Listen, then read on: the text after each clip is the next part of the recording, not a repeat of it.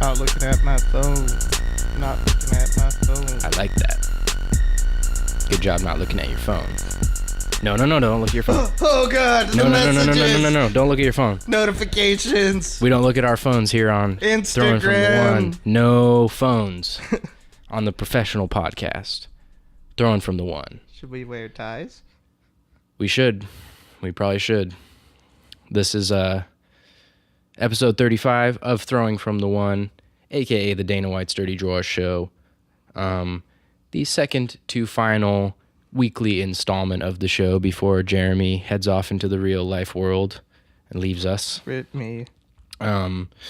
We are hoping to have a guest appearance from Sailor Grady, founding host of the podcast, for the 36th and final episode, which will be recorded later this week. A lot has happened since our last show. We pretty much did a show, and then Antonio Brown got traded, and then like an hour later. Yeah, and then wasn't the next day the start of free agency, or 2 days later, and then tampering period. Okay, right. Sorry, AKA free agency, because literally everyone is signed or agreed. Ndamukong Suh. True. Which we'll get to, because, we're basically going to do split shows this week, because we're not going to bank on a bunch more news happening. So episode 35 will be the NFL portion of the program. Episode 36 with Sailor Grady, who I assume has been watching NBA highlights to the point where he knows everything about the league this year. Only. Today is the 6-year anniversary of when LeBron just totally slammed over Jason Terry. That was a good dunk. Yes. I do remember that dunk. 6 years later. Wow. Yeah, impactful stuff. LeBron's had a few of those. There will be some LeBron talk on the show, I'm sure, especially with Grady, because LeBron's old and tired, and I bet you Grady won't be ready to admit that. But that's beside the point. We have a lot of NFL stuff to get to today. So I think we should just get into it. Do you have any? I mean, the topics list is not really in an order. So where do you want to start? You want to start from the beginning with the AB trade? Sure. Kind of makes sense. We could do that, or we could go like by division.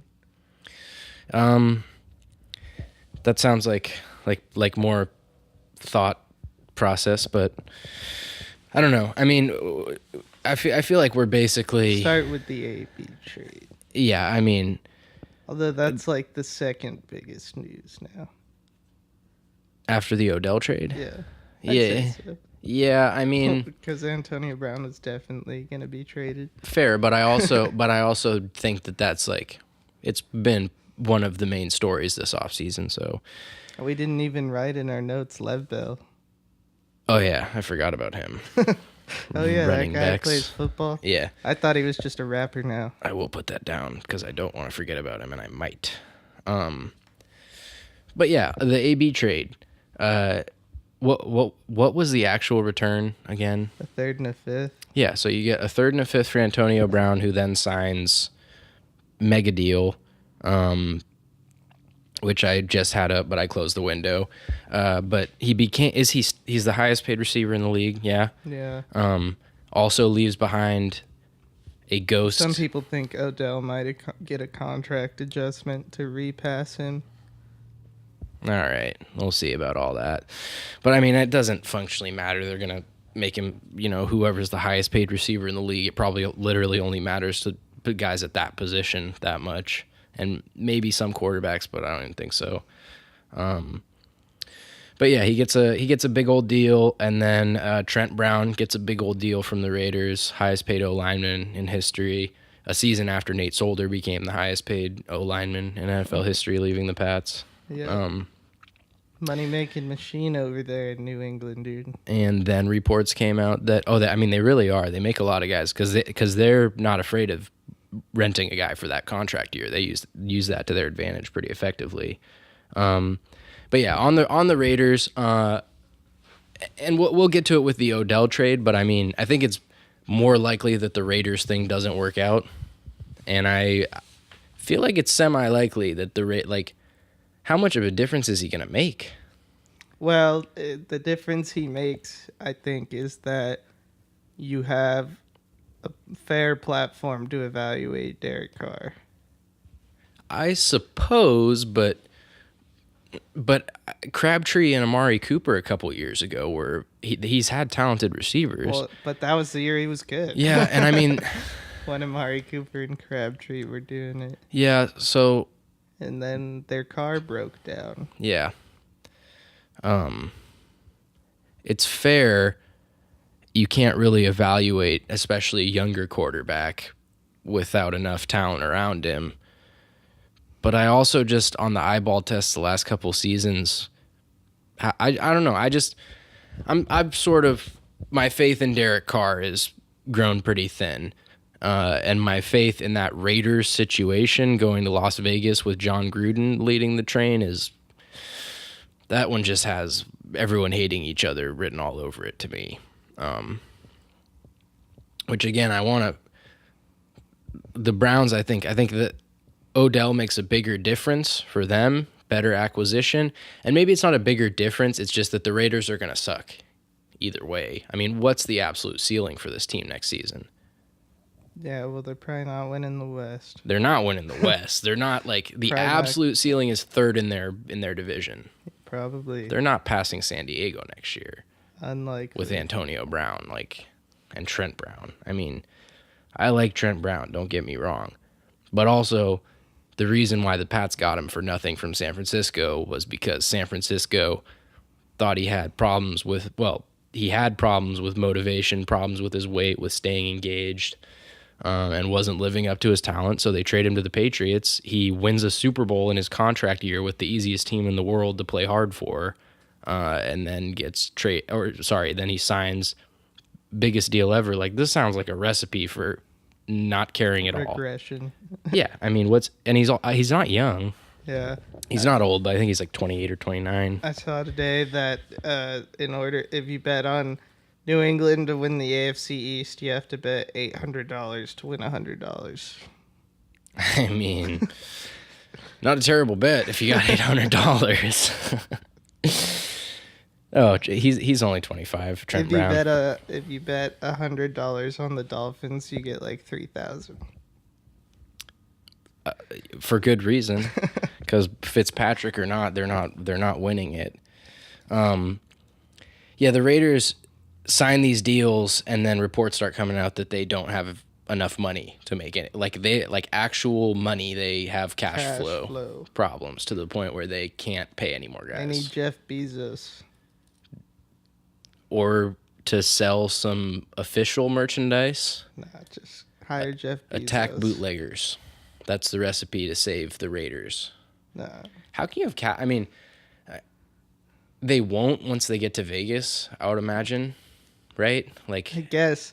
I don't know. It's weird because it's uncharted territory, right? Like, when I think of Vegas, I think of it being hard to establish a fan base because there's not that many people who live year round in Vegas. Yes. And they've probably formed allegiances with other teams, but because it's Vegas, you should always have a constant ticket, people just in Still town. Something to do in Vegas, for sure.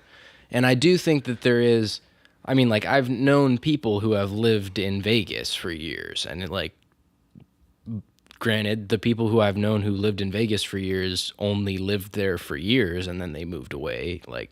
I don't know of any families that were set up in Vegas, but there are people who live there, and people do, especially if you have a casual attachment to another team, you're a fair weather Cowboys, Steelers, one of these Green Bay Packers, one of these big popular national teams fan, and then a team moves to your town at a time when all those teams are not very exciting or easy to get on board with. You could get caught up in the Vegas Raiders hype. I feel go to a couple, and that's another thing. It's just a powerful thing to go to a game in your city and root for the team. You're at home. And I mean, the Raiders probably have as much of a presence in Vegas fandom already as anyone. Yeah, absolutely. Because they for sure they are that nationally marketable team, which is part. I mean, that's just I find it unbelievable that they run out of money. I mean, I guess part of it is that the coach doesn't count against the cap, and he's got the third largest contract on the team or whatever, fourth or fifth. Yeah, probably the second highest in total value. Yeah, exactly. And his AAV is that. I mean, what a just unreal deal. Interesting situation. Only 9 more years. Mm-hmm. And he's just, man, I just don't think there's a lot to like with that guy as a coach at this point. And it's like, it's kind of played out. Everybody knows, but like his one accomplishment was winning a Super Bowl with a uber talented defense. Yeah. Like he didn't build. No, exactly. he walked into a team that just needed a kick in the ass. He kicked him in the ass, and then they won a Super Bowl. Like, congrats. And then he tried to cut down defensive spending to help the offense, and it didn't work out. No, because I don't think the guy. I mean, it's not. I don't like to like put. I don't want to put too much stock into what you hear guys say on podcasts and TV and the radio and everything. But when you come off as consistently dumb about football, like John Gruden has over the years, I mean, the Monday Night Football broadcast, man, it's like, we've talked about it. He said some stuff where you're just like, which a lot of the NFL commentators these days get caught up in it and do. But the Gruden takes, like saying if the Texans could do it over again, they would draft Jadeveon Clowney over Khalil Mack a second time. Yeah. And then he goes to the Raiders and lets Khalil Mack go. So... I got 4 words for you, Walk. Spider, 2, Y, banana. Oh, yeah. Well, and then that's like the Gruden's QB. I was going to bring up Gruden's QB camp because when you watch those, it's like, I just get the feeling that guy is a football fan more than anything. And he was a good motivator, but he doesn't strike me as a great mind for the game. I thought it was funny. Chris Sims was saying, he's like, I know exactly what John Gruden's do the first day of off-season meetings. He's going to have everyone in the meeting room, and he's going to show them like 10 minutes of Antonio Brown highlights. He's going to be like, see, this is why we got this guy, man. It's unbelievable. You watch him catch the ball and take it. He's a playmaker. Playmaker, man. Yeah, he's going to get really excited about that. But that's like, what is it? I've only ever seen the guy either get, like, basically the only good things I've heard about him from players is either A, that he motivated them, or B, that he was just intimidating when he came to Tampa. Have you ever heard this? Apparently, when Chris Sims went on his honeymoon, John Gruden called him literally every day, like harassing Was he him. On the Bucks? What? Yeah, when he was on the Bucks, he called him every day, being like, yo, where you at? Oh my God. What, are you paddling a boat all the way back from Rome? And apparently it got so bad that out of their 14-day honeymoon, on like day 9, his wife was just like, let's just go back. I can't even enjoy this. That's brutal, dude. I mean, that's the type of guy that I don't think is going to mesh well with Antonio Brown. I don't think AB wants to be getting called next offseason while he's trying to do interviews on his throne or whatever he does. I don't know what he does. Yeah. He just, I don't know. He was late to his introductory press conference. Yeah, I mean, I'm just kind of, I was super on board with Lev Bell's cause, less so with Antonio Brown because he carried himself in a less principled fashion, I would say. But in general, I'm in favor of NFL players taking power, but like, just how can you still be on board with this player, with this guy? I thought it was funny how AB said specifically during his interviews that like Ben and like Mike Tomlin and the GM had only been to his house like once the whole time, and he had only been to their house once, and then like he went to Oakland and the first thing he did was just show up at Derek Carr's house and be like, "What's up?" So that is a good sign. Catch at the park. That's a good sign. Oh yeah, he clearly loves Derek Carr at the moment. Well, that is, Posted a picture of them staring and smiling at each other from the Pro Bowl with the caption "Love at first sight." Yeah, so that it is. I do think, like, from my perspective, you look at Brady and Edelman, and like, I think personal relationships play a role in the game, any life period. So it's like very helpful if he likes the guys he's playing with. But I also would say like he could love Derek Carr as a person, but if Carr throws 6 picks in a 2 or 3 week span at some point this season and he's targeting AB 6 times a game, then like I also can see AB coming out in the media leaking stories about how the Raiders locker room is toxic and their offseason love was immediately overwhelmed by incompetence, or like, you know, like he's a wild card.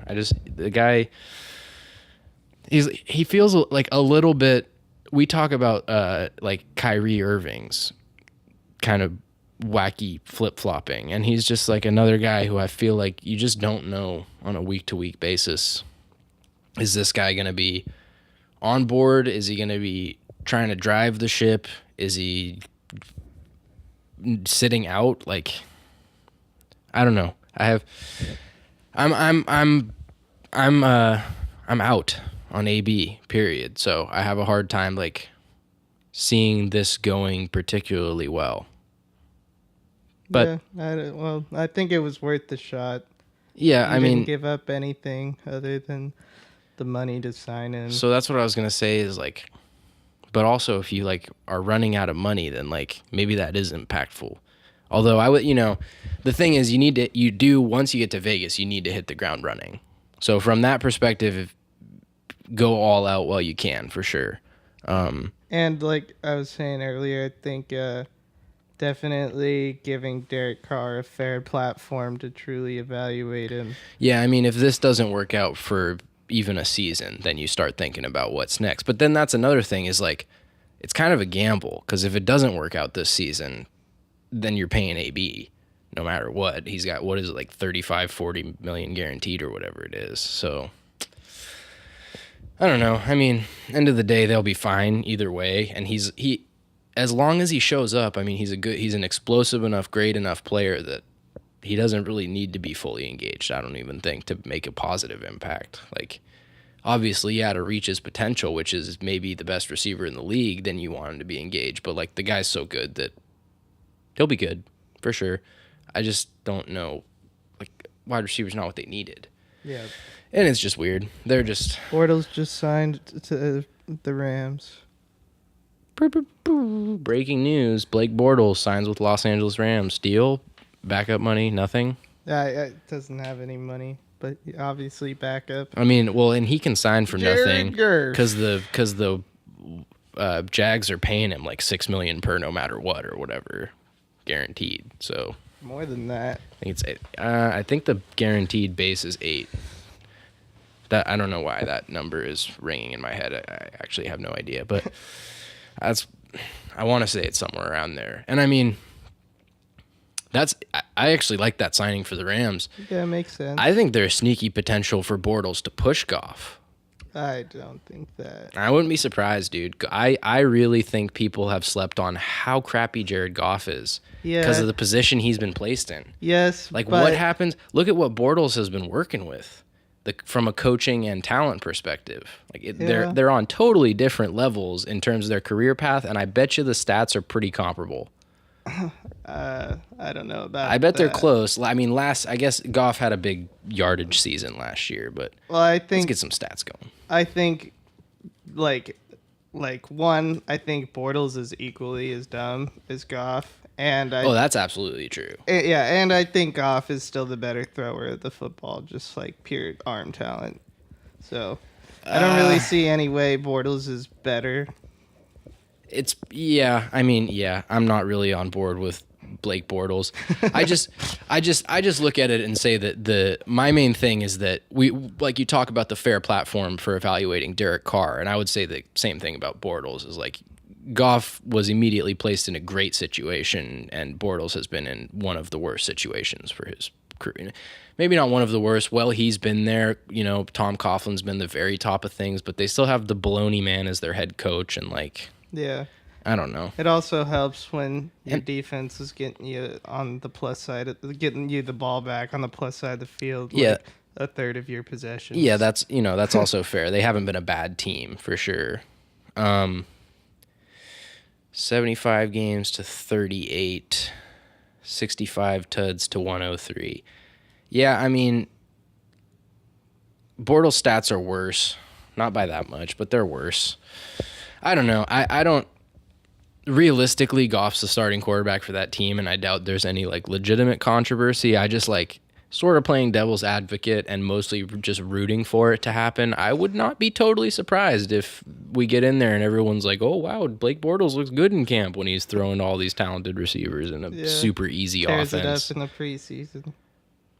Speaking of the super easy offense and, like, putting quarterbacks in a position to succeed, I don't even remember if we've hit on the Joe Flacco. We did, I think, the Joe Flacco trade. I heard John Elway, like, this week come out and say that he doesn't, I don't remember who it was, but some quarterback, he doesn't like him because he plays in the shotgun. You can't evaluate quarterbacks in the shotgun. It's like, well, John, you're not going to draft any quarterbacks then, buddy. Like, there's no quarterbacks for you in the world anymore. Also, like, probably like 2/3 of NFL snaps are taken in the shotgun. For real, like, what are you doing, dude? Are you going to not run any shotgun once he's... Yeah. I mean, that guy's a joke. Great quarterback. He's like, nah, none of that turning sideways. We do the straight back drop in my offense. Yeah, for real. The lighthouse, point and throw. What you're going to want to do here is you're going to want to run, get helicoptered in the air. That's going to make highlights. It works. You win a Super Bowl. Or you can just build an absurdly talented defense and put a smart potato at the head and win a Super Bowl that way. And Brock Osweiler. A smart potato on HGH, I should say. That is crucial. I think we should just crush the wide receiver news right away, even though we're kind of jumping all over the place either way, and do the Odell trade next, which I am more interested in. Yeah. Obviously, that was I think. That's the biggest trade in a long time. Yeah, that's... Oh, and I was like just about to start work last Tuesday. I was like, oh! I know. Oh! Yeah. Well, and I do want to say, like... we got Odell. Right. We got Odell. And then I said to the officer, we got Odell. We dapped up. Jeremy is referencing a video which went semi-viral of a Browns fan. From the Cleveland news station. Yeah, a lady called the cops because a guy was acting kind of wild in front of her house when she got home from work, and it turned out to be this kid literally running up and down the street screaming, we got Odell! We got Odell! And the cops got there, and as Jeremy quotes, the kid straight up just says, he's like, yeah, the cops came up, and I was just like, we got Odell, and we dapped it up, and it was all cool. Which, it's exciting. I mean, they got better quite a bit. I mean, I think they've had the best offseason of anyone. Yeah, they're pretty stacked in terms of the skill position right now. Yeah. For sure. I mean, there's no reason they can't have the best offense in the league. Potentially, yeah. There's no reason they can't. I would say there are reasons they likely won't, though. But we can get to that, because I want to say before I start grumping out over stuff and everything, I think this is a very good football trade for both teams, and I'm always refreshed to see that, because there's you're the only person who's defending the Giants on this trade. How can you not? When AB gets a third and a fifth, and they get a first, a third, and a potential perennial Pro Bowler? Everyone was saying that they didn't get enough. What? How? I don't understand that. How can you look at the trade market, and how did they not get enough? They got two because the rumors were Odell was demanding 2 first rounds plus last year.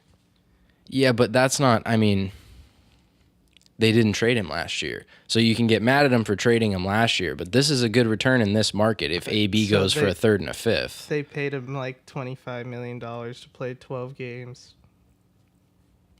Yeah, I'm not... The Giants are dumb. You're not going to get any argument on that, but that was a good trade for them. I don't understand that. I haven't been paying any attention to the national sports media in the last couple weeks. So I don't know what people have been saying, But I can't understand that line of thinking. If AB gets a third and a fifth, and you get a first, a third, and a potential long-time Pro Bowl safety to replace the safety that you're losing this offseason. There's lots of questions about Jabril Peppers. Lots of questions. Yeah, he didn't have a great year last year. He's like 23. Yeah, but but he was bad in coverage. They were pulling. He's not a coverage. He's a glorified linebacker. Yeah. Landon Collins isn't great in coverage. Also true. Like, this is not what these guys do. You replace Landon Collins, not the same player, but no, I don't. He's 23 years old. Wasn't his rookie season? Yeah, okay, so the guy had... Yeah, yes. I think it was his second year. I can't remember. I don't know. It doesn't matter, but no, I like the player. And I mean, either way, you get...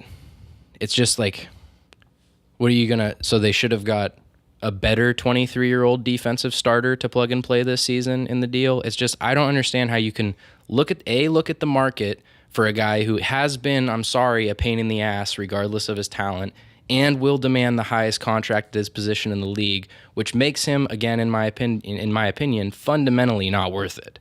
I would never pay a wide receiver that money, especially one who calls for the ball like that and cries when he doesn't get it. But you look at the market, and also, by the way, I think the NFL agrees with me if you get a third and a fifth for AB, who's, again, maybe the best receiver in the league on any given Sunday. It's just, it's not, you can't be investing long-term in these guys, and the Giants managed to move on from a player who's not going to help them next season in terms of the advancement of their franchise, or ever, frankly, in the like scheme of his career. His timeline is not lining up with their timeline at this point. And they get two legitimate picks. I mean, a first and a borderline legitimate pick. That end of the third round, if the Browns do well, we'll see. You might get a guy there, but a first and the best pick the Raiders got is going to be right in that same range, or the Steelers, I mean.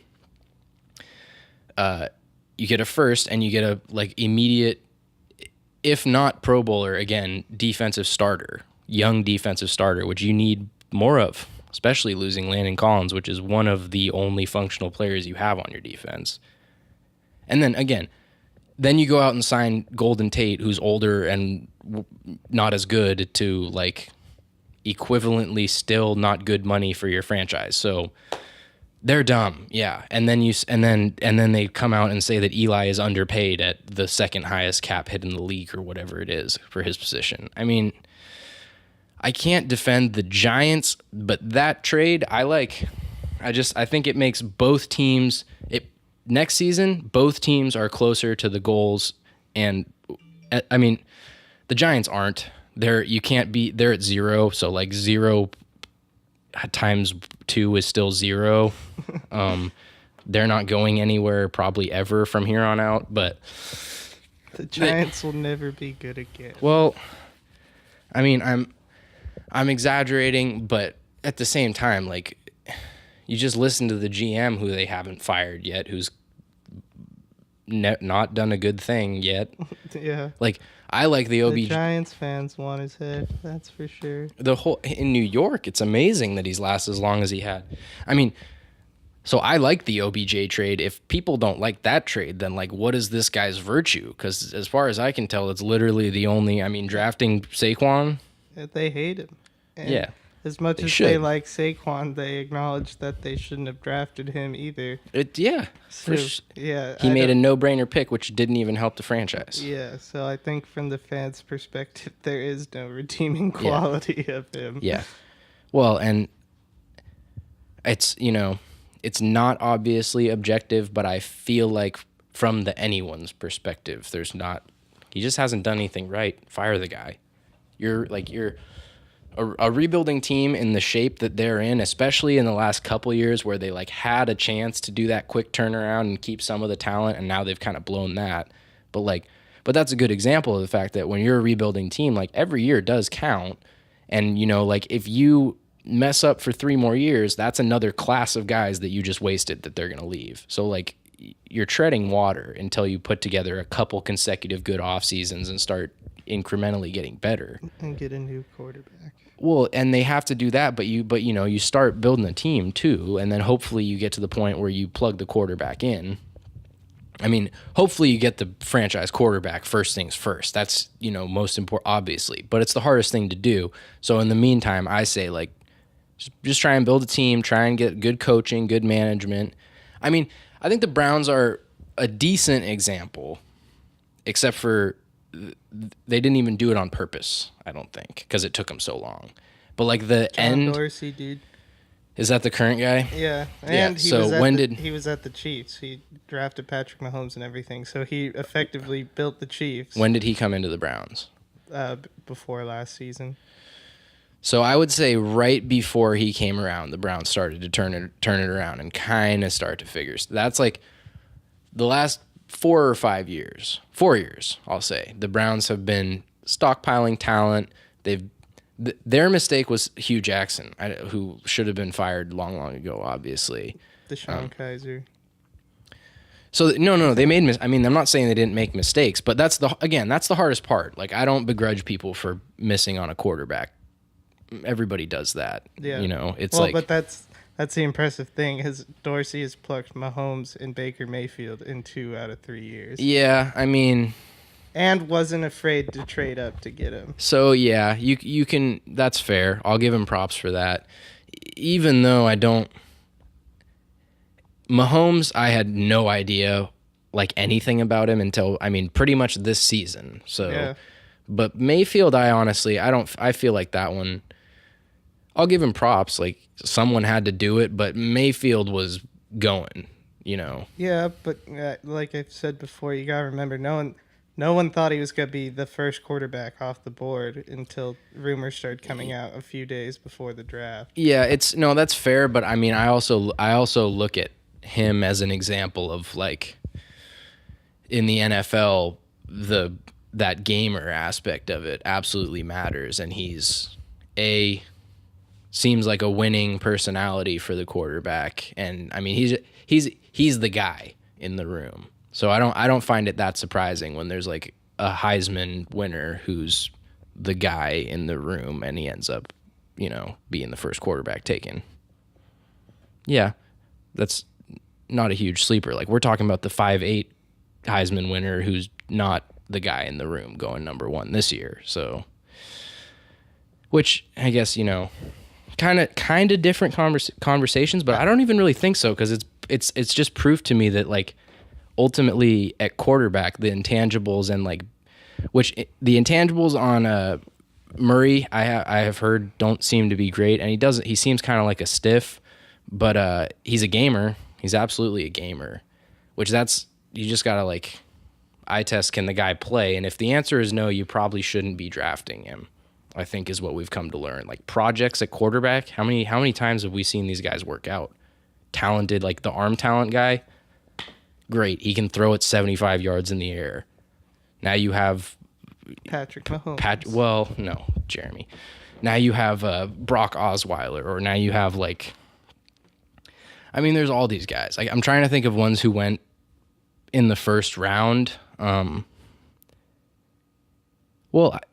Like Rosen and Josh Allen are both just guys that were like, they didn't look that good in college, but you're like, yeah, but he should be. And then you draft him and they get there and you're like, but I don't think he is. Well, Rosen was supposedly one of the more pro-ready quarterbacks in the draft last year. Yeah, he was supposed to be too smart. I know, the intangible thing was there with him, which I am big on, and I liked him for that reason.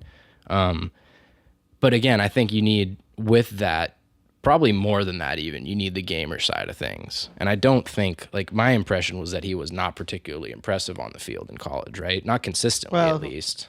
He was okay. Yeah, but he was playing with a mediocre UCLA team, so. Yeah, that's fair. But he was putting up good numbers, and he was actually fairly clutch in college. Okay, well, I just don't remember. I don't watch any college football, as everyone knows, but I don't know. I don't even know how we got buried in quarterback evaluation again. But Oh, because John Dorsey. Yeah. Yeah, so the Browns also signed Kareem Hunt, which will did he get an 8-game suspension? Yeah. That's official, yeah. Okay. They signed Kareem Hunt, which he'll be back for the second half of the season, and Sheldon Richardson, which good signing, fine. It seems like a nice fit for their defense, good addition, but yeah, I mean they keep coming up. I picked them to make the playoffs last year. Definitely picking them to make the playoffs this year. I think I said 8-8. Yeah. Yeah, I mean that's what I said, borderline wild card team. They can win the division this year, absolutely. I think they should. I think they're the odds-on favorite. Yeah, they have the should. 5th highest odds to win the Super Bowl this year. That part I don't buy. There's no chance. Freddie Kitchens. He's never been a coordinator. He was a running backs coach. Literally the only reason he's the coach is because Mayfield likes him. No, he wasn't. Second half of last season? Oh, yeah, okay, yeah, you're right. He was the interim coordinator. So, but you're hiring a guy he's never been hired as a coordinator. Yeah. I don't know, man. I just don't. The guy doesn't seem like a phenom. I don't think we're talking about Sean McVay here. And I don't know, it's hard in the NFL. It's hard to get a good head coach. Might even be harder than the quarterback. Probably as hard, I would say.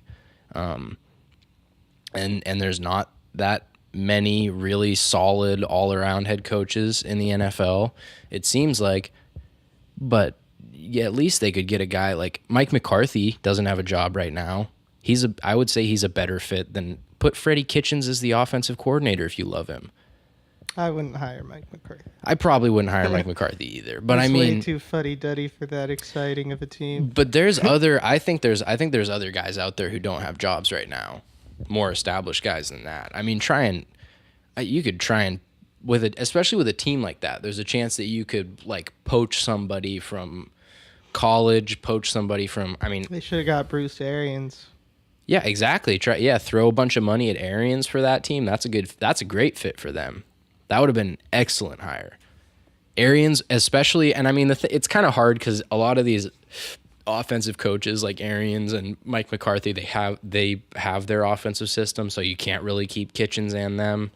And again, I think the thing with Kitchens is that Mayfield loves him. That's for sure. Why. So, which ultimately, honestly, I don't love it, but it's not a terrible idea. Yeah. Just because the quarterback is the most important thing, and if those two guys, I feel like this, like, yes, that makes a lot of sense. But then B, I also look at like Brady and Belichick.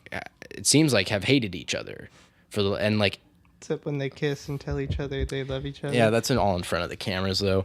And I and Brady kisses everyone, but I honestly I just look at it and like, as long as there's a professional relationship there, like, both of those guys should be able to independently of each other take care of their jobs, Like, especially if you they have... could have just kept Todd Haley.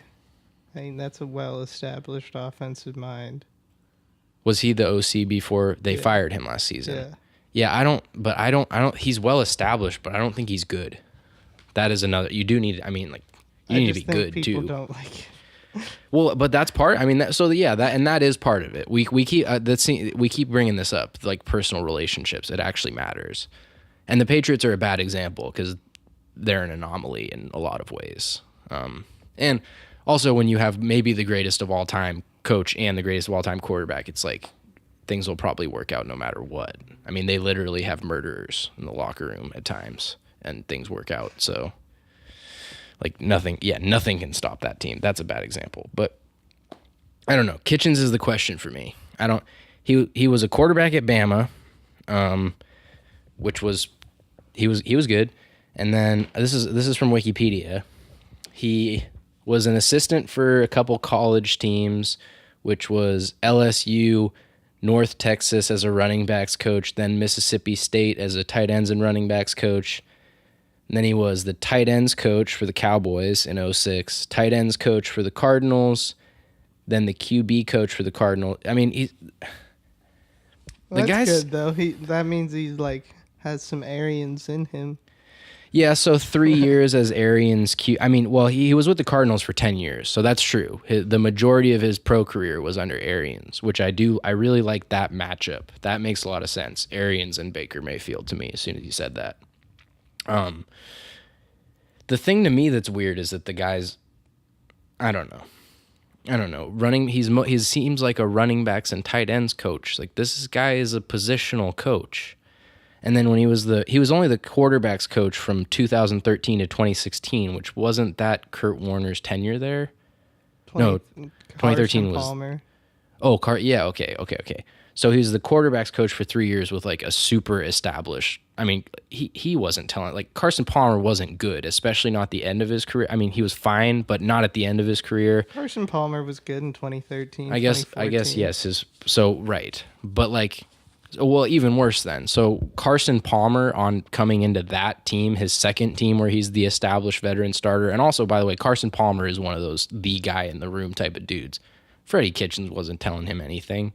He was handing him the pictures on game day he probably had the same relationship with Freddie Kitchens as he had with whoever the backup was, you know? It's just another, probably, yeah, exactly. It's just another like set of eyes in the quarterback room. I don't know. I don't like hiring a position coach as your head coach. It seems weird to me. Yeah, I feel that, but I think you got to go with that when the offense exploded under him the last 7 games of last year. It's fair. Baker likes him. I don't think there was a better option unless you could have got like an Arians, which. So Arians I mean, that's what I would have just thrown a bunch of money at people, but you know. We'll see. I mean, we'll see how this year goes. But assuming it goes like relatively to plan and they go like 11-5 or something, that's what I think they're 1 year away from being like a real contender if everything works. But I also no, that's my thing. If we'll see this season, if it works, then yeah, they're scary just from the talent perspective, but it's I can't see it immediately clicking and them just going on a Super Bowl run this year. With the age of the team, the age of the coach, I would just be extremely surprised. They're going to stumble at some point. So the Wikipedia, this is interesting. His coaching tree, I don't know why they say coaching tree, because it's like that. These are not the coaches. Whatever. He is the branch. Yeah, he's the branch. Exactly. It's like the whatever. I don't want to get caught up in that, but the coaches who he served under at LSU, it was Saban. Yeah. And then it was Bill Parcells with the Dallas Cowboys, and then 5 years of Ken Wisenhunt, which is damaging, but then it was 5 years of Bruce Arians. So like he served under good head coaches for sure. Yeah. And Saban, Parcells, and Arians are all like, that's what he needs to be on this team. So, because that is my thing. OBJ is he wants the ball, he wants fame. They're still in Cleveland. Like I don't know when it's going to set in for him, but the bright lights of New York are not a thing anymore during the football season. And they do have a lot of mouths to feed on offense now. So we'll see. It's easier when you're winning, you know. The one thing is like, I mean, him and Jarvis are homies, so. Yeah, no, I know, and like best buds. I know. And their wide receivers coach from LSU is the wide receivers coach in Cleveland. I know. Everybody there likes each other, but that's same thing I feel about the AB trade. I just think it's a lot easier to all be buddy when nobody needs the ball. And that's all of those guys are give me the ball type of guys. So I don't know about the backs, but they have 3 of them that are all get the ball type of backs. So there's a lot more guys than they're gonna have Duke touches. Johnson making too much noise. Well, he's not getting the ball. Yeah. I mean, but I'm just saying they have a lot of mouths to feed offensively, which is a blessing more than a curse. Obviously, what do we say about checking the phone on the podcast? I gotta make sure it's not Blake Bortles news, dude. Oh my god. Yeah, obviously, more talent on offense is better than less talent on offense. It's the whole thing. We got to see about Freddie Kitchens. That's my number one thing. Absolutely my number one thing. And Mayfield is he's young. We'll see. He might slump this year. It's absolutely possible. Happens with quarterbacks all the time. Next year or year after this, though, yeah, scary team going forward, and I'm happy for them. God, it's taken forever. They just had so many shots at it. They're America's team, dude. No, really, man. I'd be happy for the Browns if they take over as the next dynasty in the NFL. Great. It would be unbelievable. What a turnaround. I wish they could have been on Hard Knocks this year. True. Absolutely. I mean, and that's, if it works, this will be a very fun team. They're going to be a fun, swag, relatively likable team. So that's what, so much swag. Likable for some people, and some people are going to hate them.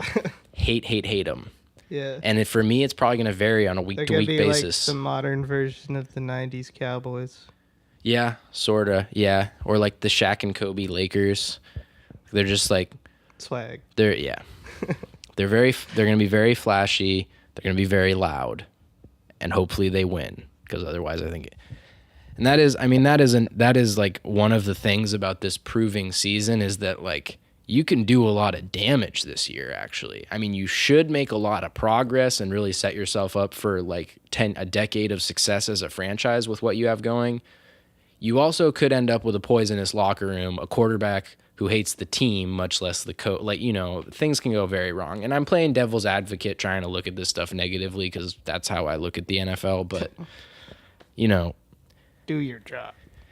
No, it's just, they have a lot of loud voices in that room at this point, which, maybe from that perspective, Kitchens just getting a likable guy to try and be the mediator makes sense, but I just tend to want my head coach to be the boss, and I feel like he's the buddy, not the boss in this situation, which head coaches are temporary. Like the talent's, at this stage for them, depending on the coach, the talent's what's going to set you up with a good head coach. So if Kitchens is bad this year, then fire him and throw a bunch of money at people. So yeah, exactly. Fine. As long as the locker room doesn't turn toxic, you could just do it over again the next year. And there's no time frame with this group. Yeah, they're all young, they're all signed.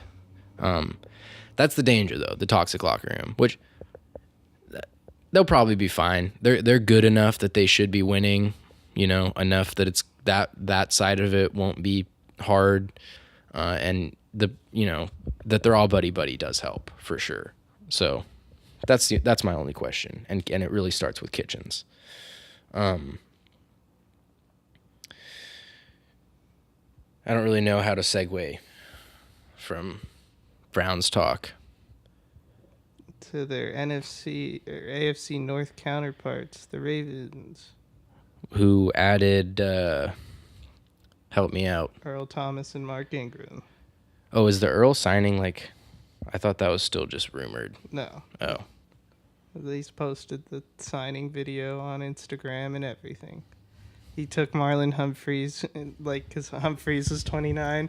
There's a picture of him just taking a Ravens jersey and putting duct tape over Humphreys and writing Thomas 3 and then signing it.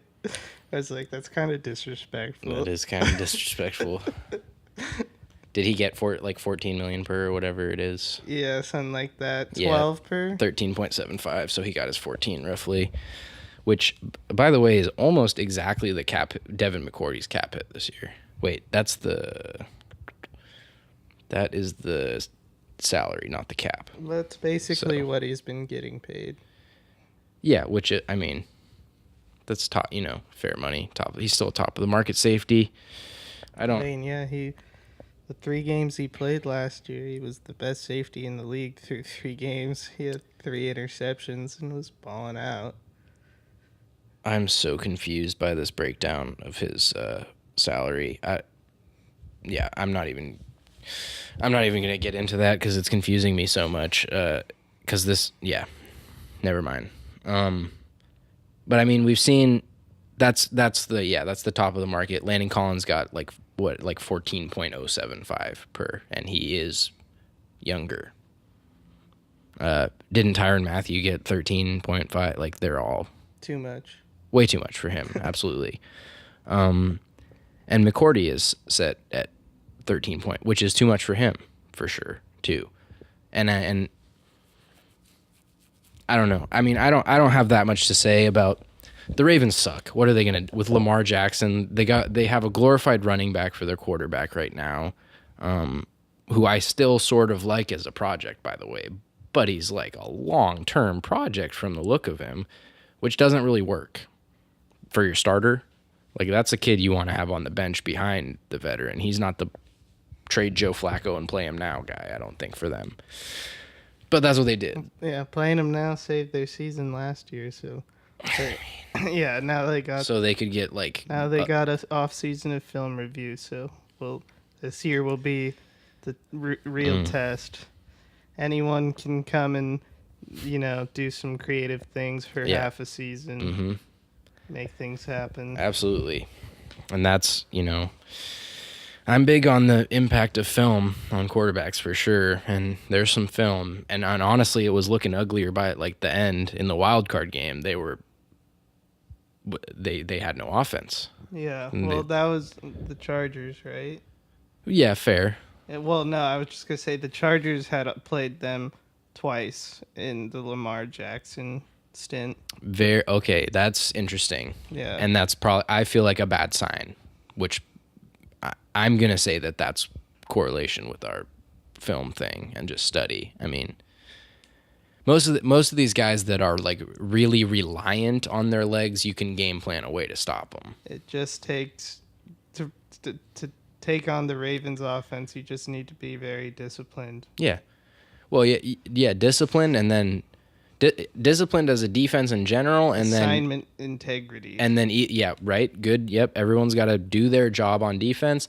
And then if you really want, you can probably, especially against a guy who like struggles throwing the ball from the pocket like him, you can probably afford to put a safety or linebacker on him as well. And I mean, yeah, good lane discipline from your pass rushers and a good tackling safety or linebacker standing behind the line of scrimmage watching him. He's not going to beat you running. We see it all the time. I mean, we see guys who use their legs to create throwing, and it's still not good enough. Like Marcus Mariota is great when he's running around, getting out, but it's not like you can't live like that.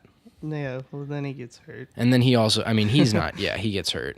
He's just the first one that came to mind. Partly because a second ago, Tannehill came to mind because he's a very talented runner, actually. He doesn't do it that much because he's kind of old now. But earlier in his career, that's right. I forgot about that. So he's old and has one knee, but early in his career, he's a pretty dynamic runner. And he's got the long legs. Mm-hmm. What was wide receiver? And he's always sucked. Like, straight up. He's never been good.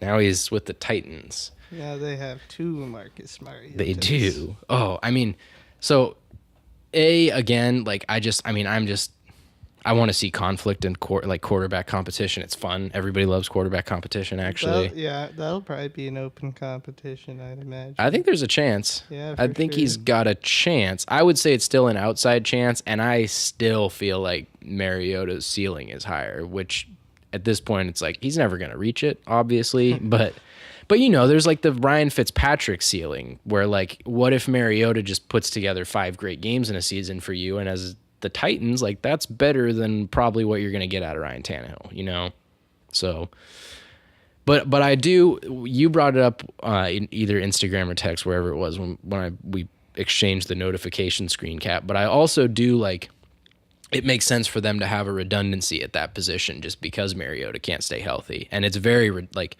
that is a guy who, when Mariota goes down, they don't change the plays at all. Yeah. So, good move. I guess, but, like, when are you ever gonna take the step away from being an 8-8, 9-7 team? Fair. I mean, that's fair. You're also like sort of like welcoming in your own perpetually mediocre. Yeah. Yes. Exactly. You're perpetuating your own mediocrity. But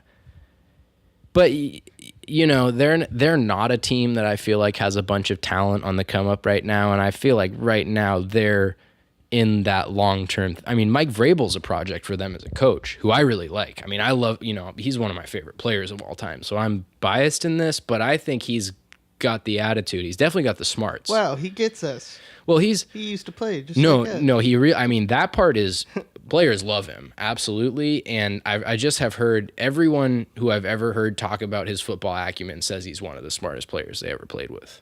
And I mean, when you make Sean Lee a head coach, fire Jason Garrett. Really though, no, really though, man, I believe in that. Some of these guys they made Kellen Moore their offensive coordinator assistant. Okay, that makes sense. That's good. That's a good project for them. Just like, this whole playing thing isn't working out for you, Kellen. But holding the clipboard. Stick around. No, I like that. I mean, it makes sense. It's the Seahawks did the same thing with Austin Davis. Actually, if the guy works it's Ichiro on the Mariners. Like the guy works in the clubhouse in the locker room. If you can afford it, which you can as a coach, there's no cap hit. Like, why not keep him around? It's what's his salary as an assistant? $200,000, $150,000 for the season or whatever. Like, I don't know. It can't be that much. I mean, obviously that's good money, but for the impact on your franchise, it's like if you can have an offensive coordinator who doesn't quite connect with the players as much, and then he's the interface. It's like a microcosm of the Josh McDaniels mediating Belichick and Brady, but for your entire offense. You gotta stay up till 2 a.m. and watch the Mariners games with me, Walk? Are you gonna? I probably won't stay up through the whole game. But do they start at 2? Yeah. Oof. So we're playing baseball until 5 o'clock in the morning. Yeah. Oof. I do like that umpire cam though. Yeah. I mean, I'm gonna this. I already thought I had seen Ichiro's last time playing baseball, but this is almost certainly the last time he will be starting. Until next year's spring training, when he goes out there to kick the can around a little bit. But yeah. Felix looked absolutely. Felix gave up 5 runs in 4 innings to whatever Japanese team. That's not good. Yeah. It's so bad, dude. People are talking about they're like, just cut him. Who cares? I mean, at this point, you can't throw him out there, and he's just like bad locker room vibes. He's the grumpy old regime at this point. Yeah, it's kind of the anti. May as well pay him $28 million to sit on his couch. It's the anti Sean Lee. Well, yeah, and it is. It's by the same logic of like, are we paying the guy? Can we pay the guy? Is he helping the team? Then let's pay him, and he's helping the team. But if he's not helping the team, then why are you paying him? Well, you have to pay him. Oh, well, okay, in baseball, right. But if he's not helping the team, why is he there? Yeah. For sure. And you're paying him either way. So that actually makes it more just every easier. Single spring training outing, and now to a not even Major League Baseball team, he's just getting lit up. Which, I mean, in fairness, a lot of spring training rosters are not really Major League Baseball teams. But I would tend to believe the Japanese league teams still probably have lesser talent. I mean, they're mostly Japanese players, aren't they? Yeah. For the most part, it's a small. They're drawing from a way smaller talent base. Obviously, we're talking about the best league in the world. It's not all Japanese guys. Like I know. Eric Thames, he was playing over there. For I mean, years. It is the second best baseball league in the world. Yeah. But there's a major gap, obviously. Which, I mean, I don't know, man. The Red Sox have been getting murdered. They haven't won in spring training, I'm pretty sure. So they're literally on like a 10-game losing streak right now, just getting shelled every time I look. Which they have been pitching like mostly dudes who I've never heard of. So probably doesn't mean anything, but I don't know. That's been your spring training minute. Tune in Wednesday at 2 a.m. for 4 hours of umpire cam action. That umpire cam is nice, though, dude. If they can, God, baseball. All the rule changes that we talked about on the podcast aren't coming until 2020. Like every time they announce something. Trampoline bases. Get the trampoline bases, guys. We need some excitement. We need some injuries.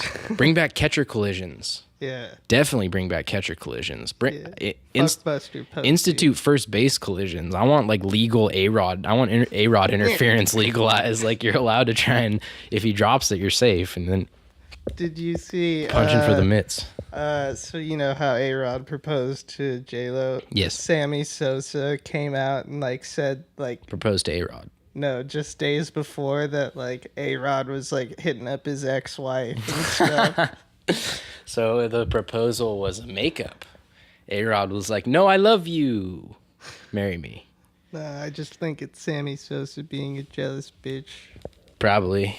Like, because A-Rod was better than him. Literally, like, or at least did no more one like roids respects Sammy Sosa yeah. for how great of a career he had. He's just like a punchline. Is he a punchline? I don't know. He's good. It's all fame. Not his joke, but like what he is today. Have you seen a picture of Sammy Sosa? Looking at one right now. No, like look up Sammy Sosa today. What is he like having alcohol problems, or what do you mean he's a joke? Just look at a picture of him. Okay. 2019 Sammy Sosa.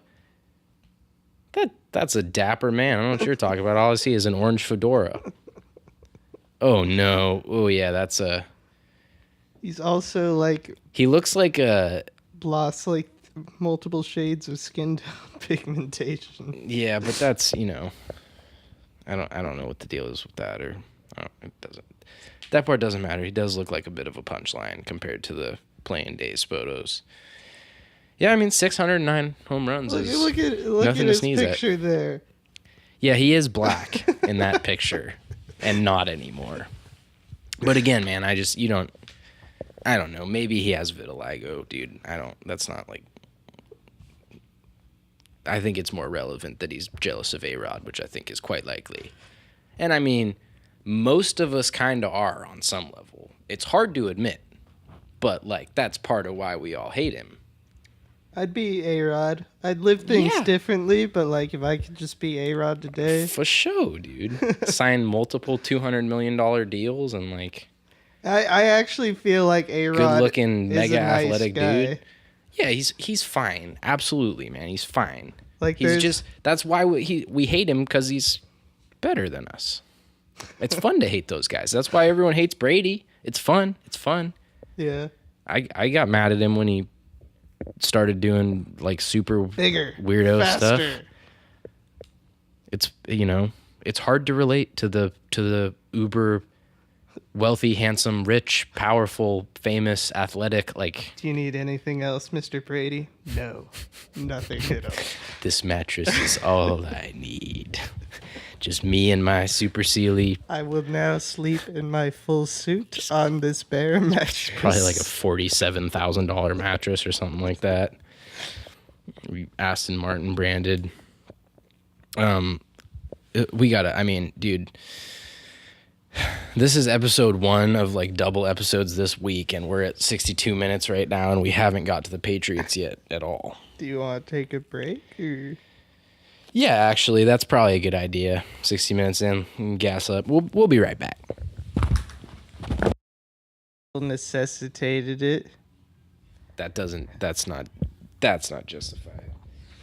And I will leave that up to your imagination. What exactly is not justified, but suffice to say, it's absolutely not justified to raise a child like that, Jeremy. And we're back on Throne. I feel like I'm on blast. You're not on. Speaking of raising your child, Tyreek Hill. Oh yeah. Well, yeah, it is sort of the same, because you're like what we were just talking about. He's like a party to it, even if it's not necessarily directly him. Or so it seems. I honestly have not looked into this story barely at all. I saw it and was like, wow, Chiefs. And then I saw obviously the headlines, and then I saw other people retweeting the actual police report where they're like, look, his name's not even on it. Yeah, so that's all I saw was the headlines. But apparently Jeremy tells me that it was... so it's a broken arm for a 3-year-old. Yeah. So like domestic violence did occur of a fairly heinous nature towards a child, and the police reports indicate that it was his fiance. Yeah. And at his house. At his house. So like, again, it's not like he's not her. So I don't, if that's true, then he shouldn't be punished, I don't think, by the league. But I also do think it would be fair for like his agent, Andy Reid, somebody to have a talk with him and be like, look, man, you're in the public eye. You got to take care of your, not even about the public eye. Just lost one of the best skill position players in football. So I was just going to say, dude, it's like it's not even like about that in this scenario. I feel like that's just a thing where like, again, these guys are still people at the end of the day. And like someone who this guy respects has a responsibility to come out and say, and this is, you mentioned the former girlfriend who he had the domestic violence, was it an allegation and then she rescinded it or whatever? Like, no. I mean, no, she's on record saying he did. Oh, no, that's right. It was, and then she just said it's okay. Yeah, basically. Okay, yeah. So like this has been at least an ongoing storyline for him at this point. And I just think if you're a figure in that guy's life, it would be a good thing to do to sit down with him and tell him that like, you have a kid now, it's time to be a man, and no one should be getting smacked around in the house. Definitely not the kid. Yeah. Or like that's pretty bad. Yeah, and I mean, again, it's just that's just like a people thing. It's like if it wasn't him, he can't get punished, right? I doubt it. It is Maybe weird. It's like weird. Like neglect thing. Yeah. So again, I mean, there's always a case for that, but it's just like I feel like negligence is just so much more subjective than hitting someone. Yeah. Like being negligent in the hitting of someone versus like actually breaking a child's arm, which it is like the fact that a child's arm got broken potentially under his watch. Yeah, might be enough to warrant something, but I would say it's maybe a fine. That's not good stuff. And I mean, he'll be fine. The Chiefs will be fine. Hopefully the child will be fine.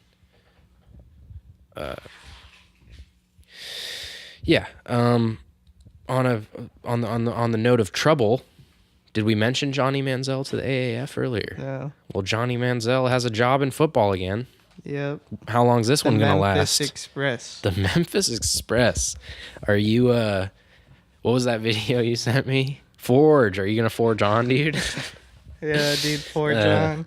The AAF is crazy, by the way. The AAF fans, I mean, you think about it, it's like by necessity. If you're actually getting into it for an AAF team, like you're probably just there to party, There's no like forge on. Forge on.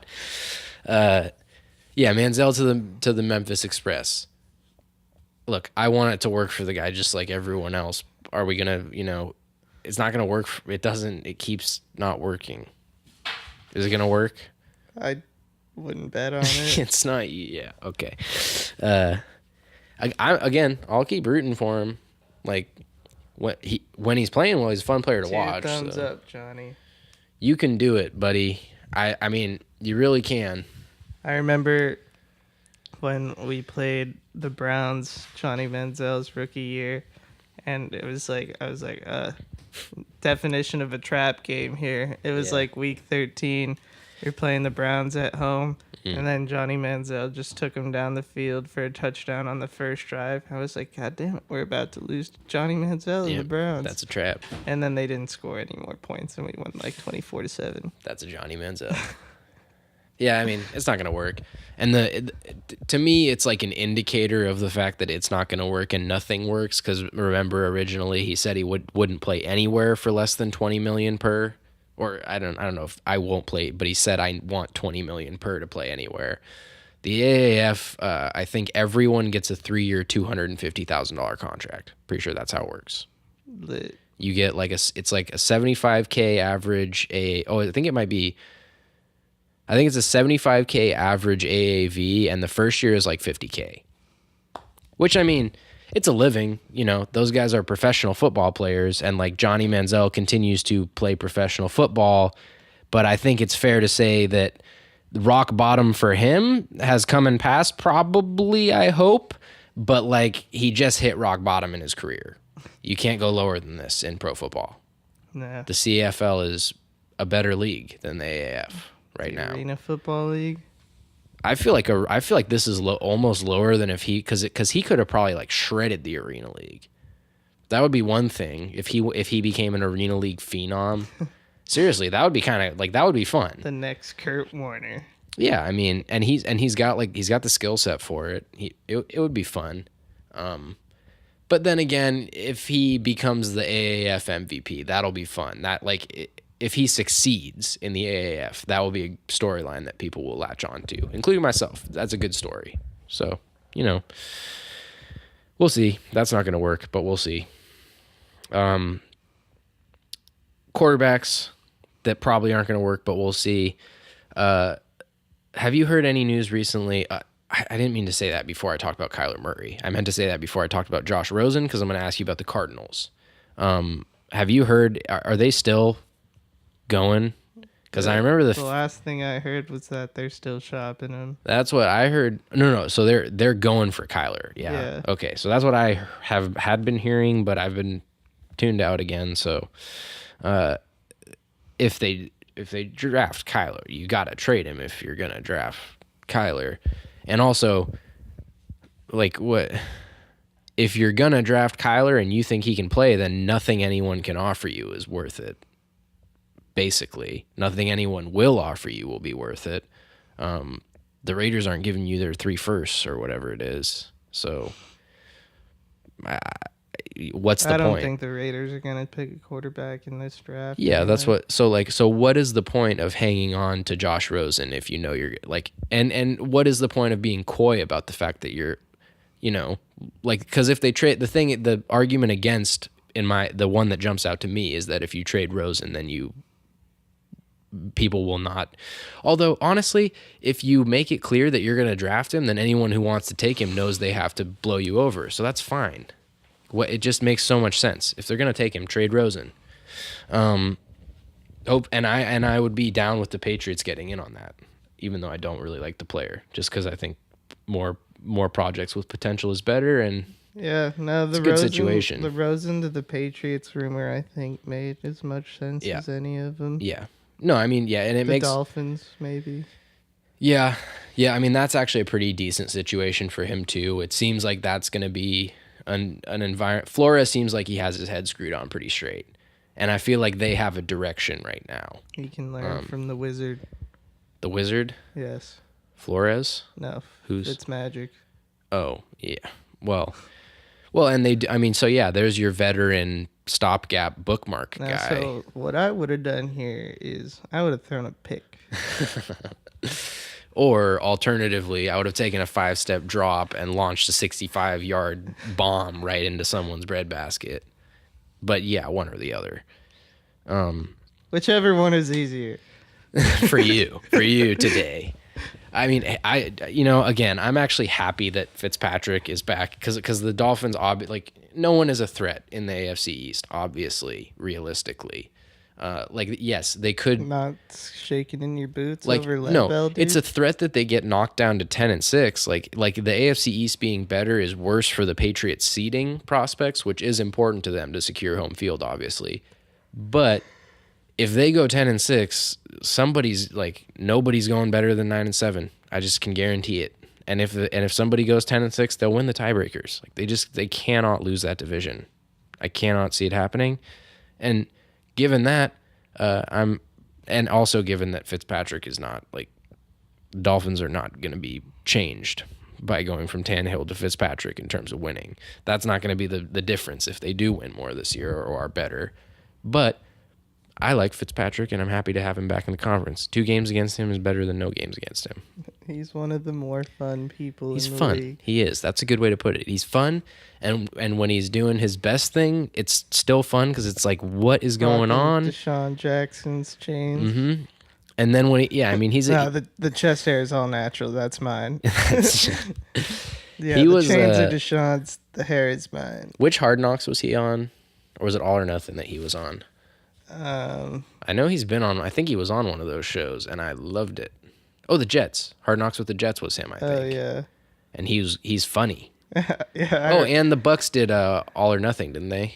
I think he's been on 2 of those. Yeah, and he's like super funny with the other quarterbacks I remember always. With Jameis. There's a mic'd up clip of him like during the game. He's like, the training staff. He's like eating a hot dog. He's like, the training staff. They always got hot dogs back there. Mm-hmm. It's like the little things you learn. Yeah. Yeah, that's veteran advice for sure. The good stuff. Scarfing down a hot dog at halftime. Not quite the beer and a cigarette of Super Bowl one.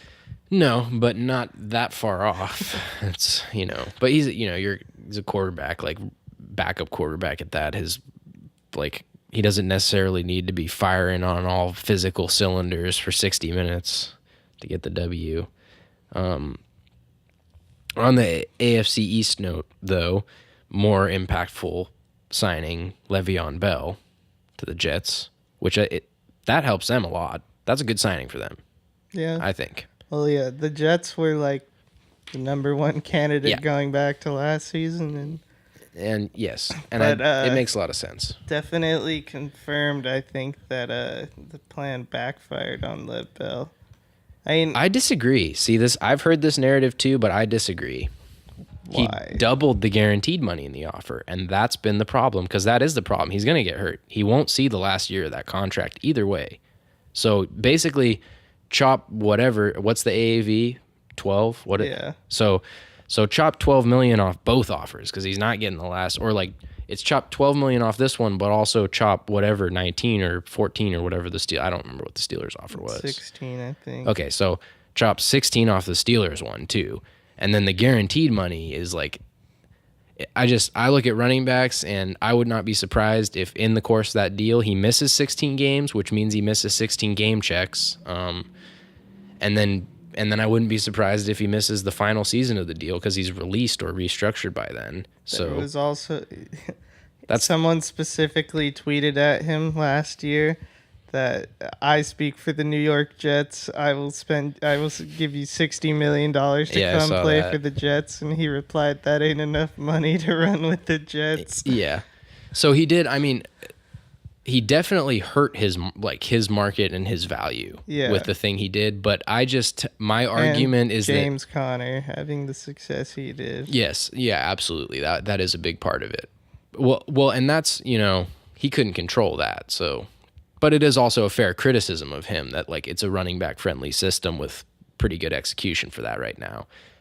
But again, to me, the thing, and one of my big things with running backs, why I don't want to pay them is because they end up getting hurt and you're wasting that cap space, wasting that potentially money.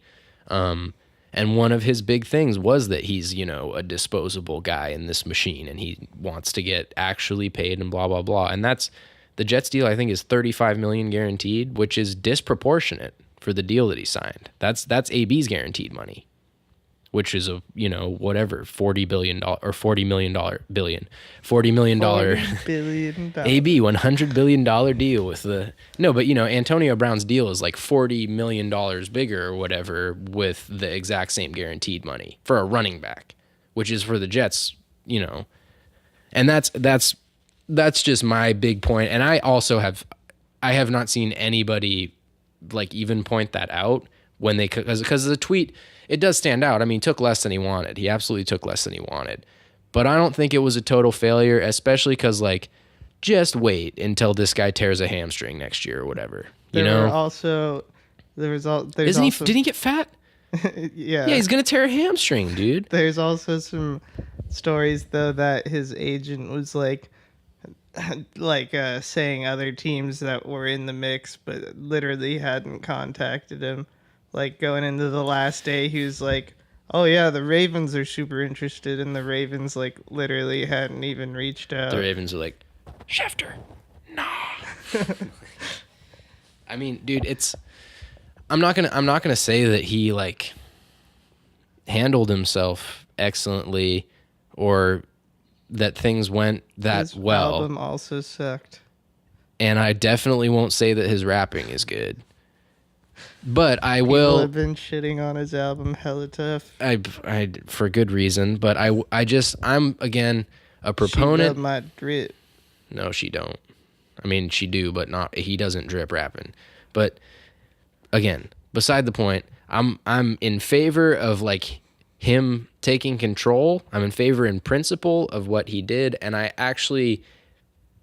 don't feel like it ended up hurting him that much. Because again, just wait. Because if he gets released for the 4th year and he gets hurt for again 12 games out of the next 4 years or 3 years or whatever it is, then like you just ended up missing out on 2 years of the money. So that $19 million guaranteed money difference could actually end up making him more money with the Jets.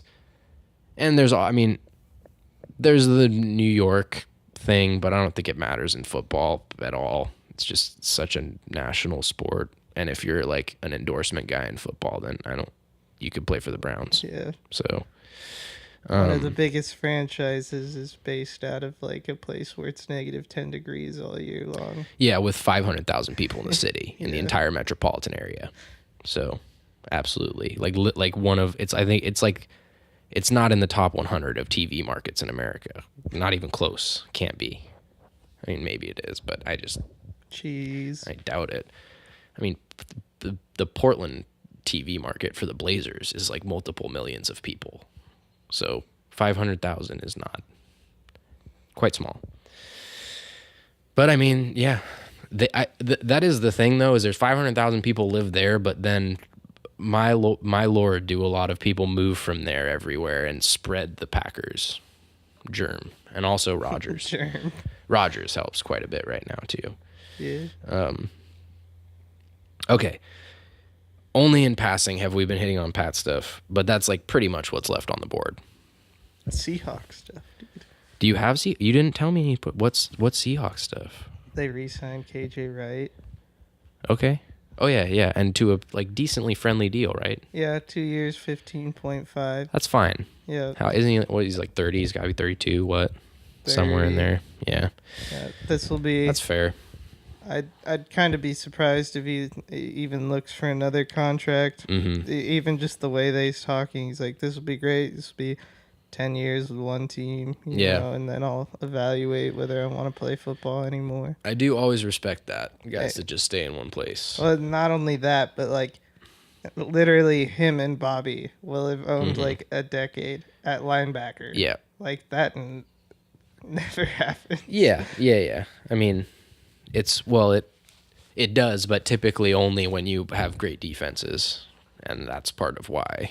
Got Michael Kendricks for only $4 million, which is a good deal if he's not in jail. If he's not in jail, which I mean, I'm sure it's he like doesn't get any of the money if he's not if he is in jail. So fine, no risk, decent reward. Got Mikey Potty to replace J.R. Sweezy because J.R. Sweezy got dumb money from the Cardinals. And then what's the Upati deal? 1 year, $7 million. Yeah, that's good guard money. And then got Fluker back. Okay.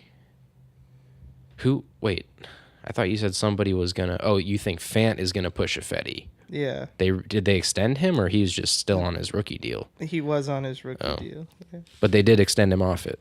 Yeah. Also. Yeah. So well, actually, they did the, second round tender or whatever. Yeah. Oh yeah. Right. Sorry. Good. That's all just like good team maintenance, which the Patriots could learn from, keeping a few players, and or just making minor moves that actually improve your team. Yeah, I think bring competition now in the draft. To camp. You look for another edge rusher to pair with Frank. Oh, that's the other thing is you gotta figure out Frank, because Frank has said now that he won't show up to camp in anything unless he's got a long-term deal. Oh, really? Yes. Oh, I had not heard that. I think that's quite significant. I think like he'd still play, but he'd skip camp. But also we'll see, because if it gets nasty in camp, then we'll see. But I mean, he seems like a guy they could potentially get it done with if they're going to pay him, but they might need to pay him.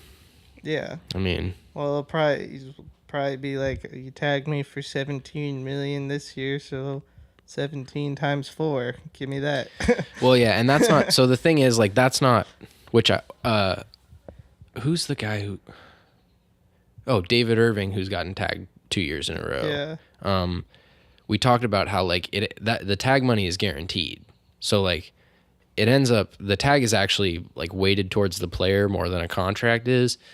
And I think that means that like it doesn't necessarily reflect the AAV of the third year of the deal would probably be 17 million per. It would probably be like 15, 16, 17 or something like that. But yeah, you're going to have to, I mean, he's going to make top 5% of his position money or top 3% or whatever it is. Cause that's what he is. Like top 5 yeah. at his position. Yeah. Cause yeah.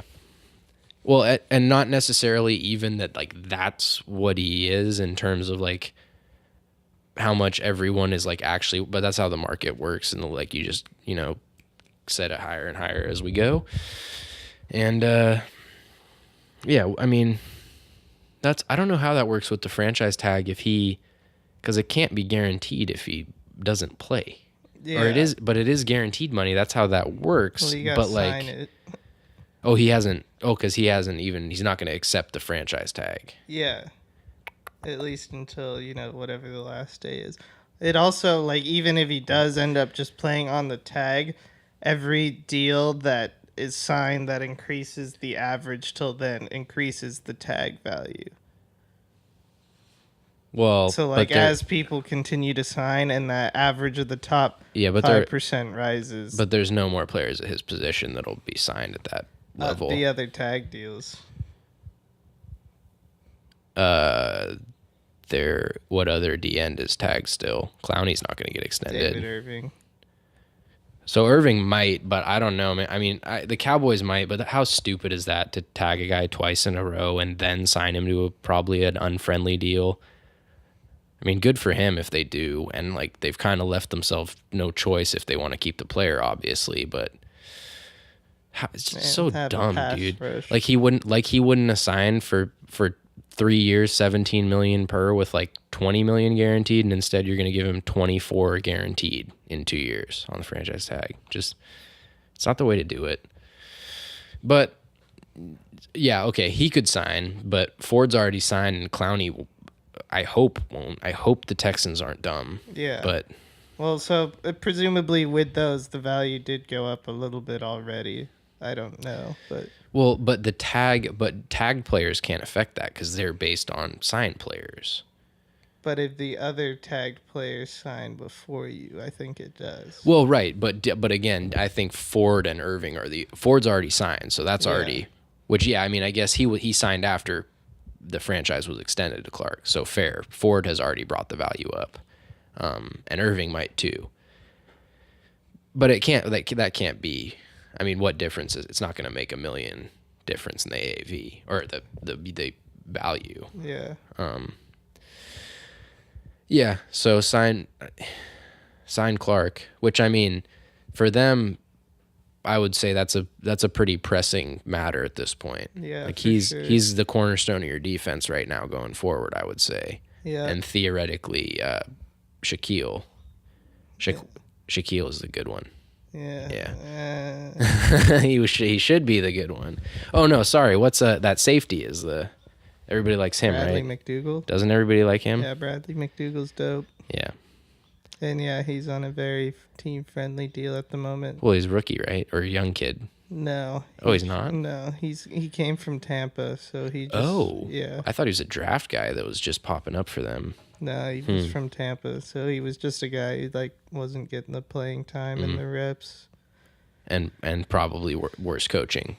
Yeah. I would imagine, given the success Seattle's had with defensive backs and the fact that Tampa has had one good defensive back that I know of since 2010. Yeah, I mean, it's Shaquille.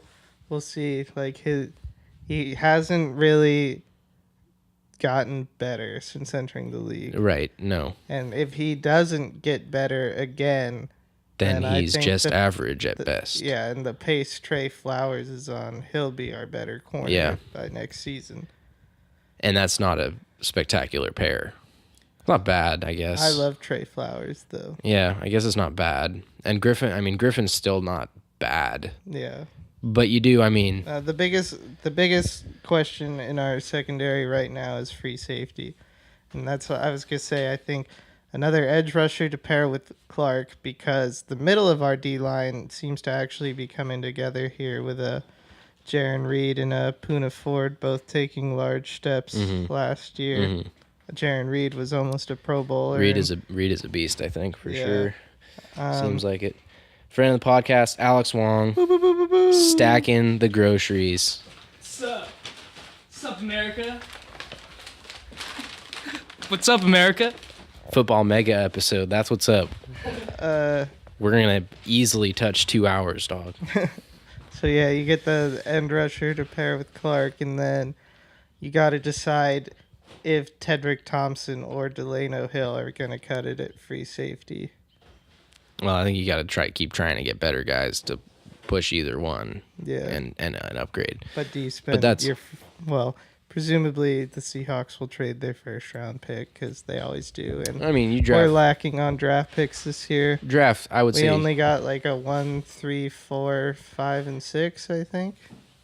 The other thing about free safety, though, is that if you're drafting versatile corners in the middle rounds, a lot of those guys can be successfully converted to that position if they can play. So, I mean, Devin McCourty was a cornerback his rookie year. He's a Pro Bowl cornerback his rookie year, as a matter of fact. But he's much better suited to playing safety for sure. And that's not, I don't think that's how people scouted him. I mean, that's not how the Patriots scouted him. They were going to use him at corner, I think. But yeah, I mean, I think you drafted defensive back, a couple probably for sure. That's just like good practice because you need a lot of them, especially because they lost Jonathan Jones. Wait, is that right? Justin Coleman. Yeah, Jonathan Jones is the one. Yeah, he's the one the Patriots still have. Yeah, and then you also got to figure out what you're going to do with nickel now. Well, right. Yeah, so that's what I mean. You got to draft some DBs. But Clark's the number one priority. Yeah. It's got to be. Yeah, Pete Carroll made it very clear that they wanted Frank Clark here for the long term. And if there's anyone you're going to pay, I think it's Frank. He seems like a great locker room guy. Back up the Brinks truck, dude. He's like, Bobby Wagner is still the leader, but he seems like the vocal guy. Yeah. Over, like, because Bobby and KJ Bobby's both been there forever. Quiet. So. Frank's and he plays middle linebacker. Frank's like the hype up guy. Like, he's the soul of the defense. Yeah. Last season, like, someone said, like, how do you like reply to Richard Sherman's comments? He was like, this ain't Richard Sherman's defense anymore. This is my defense. True. And like, yeah, I mean, he's been very good. He's gotten better every single year to the point where he was arguably a Pro Bowler last year. And I mean, I don't know why we keep bringing up the Pro Bowl today, but yeah. Well, should be. He's better than a Pro Bowler. That's my point. Yeah, and then and he was playing through 2 MCL or not MCL, whatever in your elbow. He had torn that in both elbows last year. Was playing through that the whole season. That's pretty savage. Yeah. That sounds quite painful. Yeah. So if there's any guy you should reward, it should be the guy who's, good locker room guy, came up through the system, has shown he's willing to play through injury. But then again, Trey Flowers heads to Detroit for monster money. And Julian Edelman plays for $4 million a year. So, yes, that is what should happen, but it's the NFL.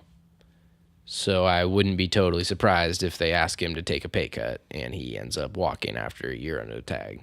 Well, I think the more likely thing would be is that they try and trade him before the season. Yeah, that's also not a bad play. If you can get a return, you don't want to trade that player for nothing. I feel like even if you're paying him the tag this season to play, there's still value in a season of him at this point. Well, I mean, like more. Last thing I'd rather have him for a season than a 4th round pick for their career. Yeah, for sure.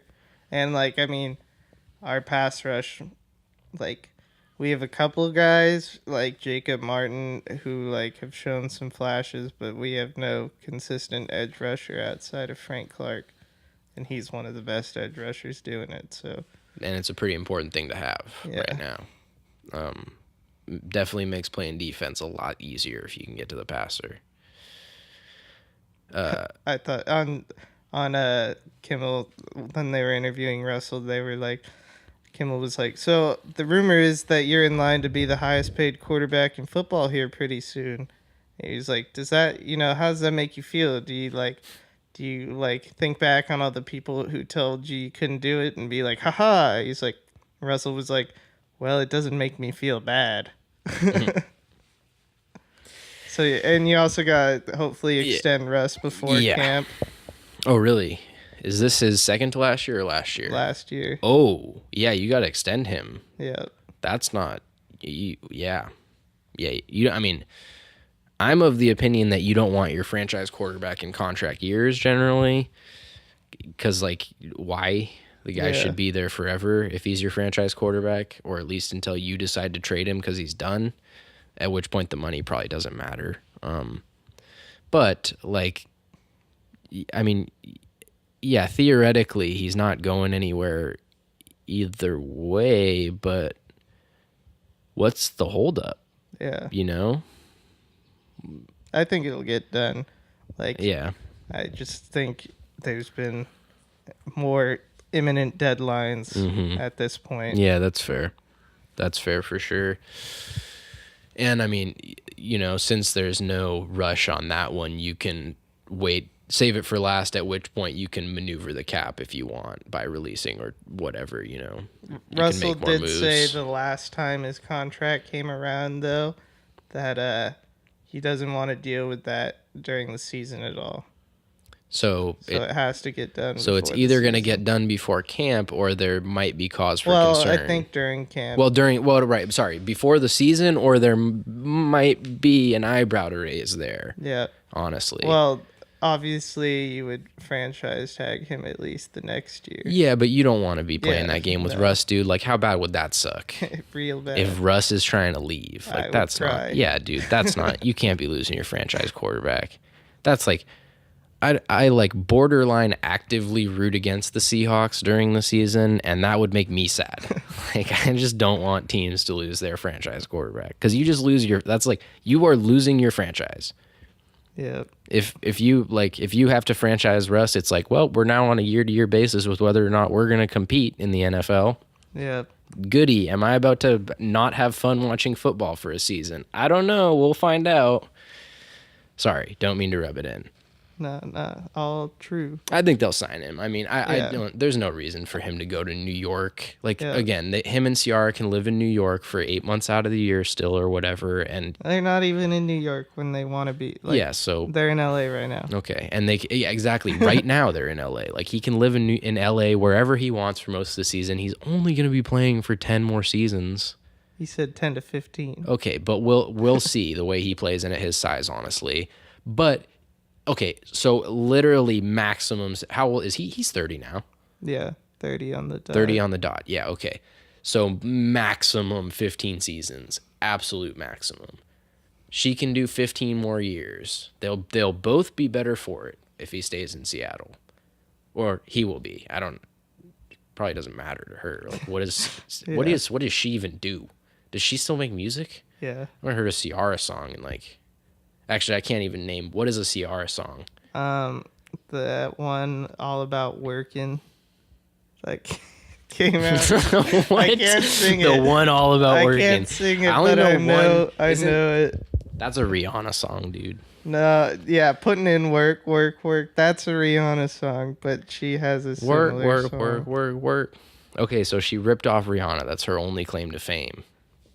Oh wait, no, it's not work. It's level up. Level up. Level up. That's Ciara. Okay. Did she do movies? I don't think so. She'll be fine. That's my greater point. Wherever they are. Yeah. She can just buy more. What do they have? Great Danes? Yeah. Just buy more Great Danes and have more kids. Occupy yourself.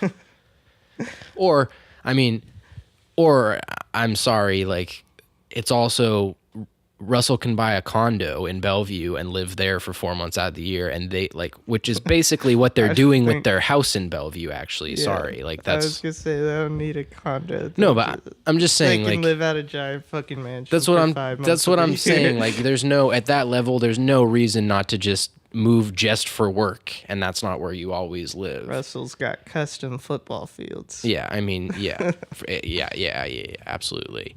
But I mean, that's like Phillip Rivers commuting to Los Angeles from San Diego. Like, Phillip, you idiot, just go live in L.A. for a couple months, dude. You'll be fine. They were interviewing. You're not gonna turn into the devil. No, they were interviewing Anthony Lynn at the Combine about it, and he's like, dude, he's got like a whole van with like a mobile workstation, just like him TVs and the backup still lives in San Diego too, because he gets to commute with Rivers, and they just sit in the van and like watch film. Yeah.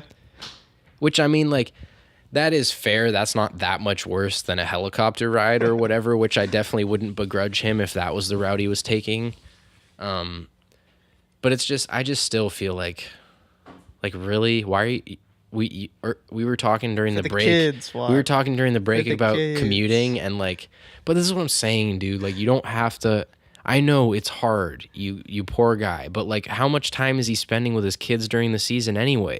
It's not like these guys are like at the park for 6 hours on a Saturday with their son. Like, Phillip Rivers doesn't play catch with his kids during the season. Phillip Rivers is a bad father. Like, it's I'm not okay. I'm actually sure he's probably a pretty good father from how crazy he is about his like morals and everything. Yeah. But at the same time, it's like, what? Yes, he's there, and I do actually respect the fact that he wants to be there for his kids. But it's like that they understand what's going on. It's pretty hard not to when Daddy's on TV every Sunday. And he gets home in the $100,000 van, you know. Yeah. Like, I thought. And also, by the way, he's only going to be playing for 3 more seasons or whatever. Like, dude. Yeah. I don't know. I don't know why that bothers me so much. Speaking of old quarterbacks, did you hear the rumors the Steelers are looking to extend Ben for like 4 years? That's brutal, dog. Probably like 4 years, like $130 million. That's the other thing about the Lev Bell deal that we didn't mention is another bonus. He took less money, but he doesn't have to play for the Steelers anymore. Because like right now, yeah, dude, I might actually rather play for the Jets. You're gonna win less, but oh my god, the Steelers are brutal. Like, Juju is too much, man. I'm sorry, but you can't, like, that guy should not be the personality of your football team. And I feel like he's the only personality, and he is probably their best player right now. Well, he was voted the MVP last season, which is apparently what led to like Antonio Brown being bitter. Oh yeah, I was gonna say AB would be real mad about that. Yeah, dude. Which, I mean, he was their best player last season, so. But also, he's too much for me to like. I can't even deal with him, and my exposure to him is the Instagram stories that you send me. I don't even follow him, and it's still too much Juju. Like, every time I see him, I'm like, oh my god, dude. Can you calm down with this? Like, running around the mall with a bunch of kids. I'm like, if I saw the kids without Juju, I'd be like, stop running in the mall. Like, you know, and he's Juju and he's running the mall. Football in the mall. No, dude. And like, I don't know. Go run in the sand or something, you know? Like AB. That's shirtless sand running. I'd rather see your workout videos all off season than your like messing around with kids videos all off season, which they can be both.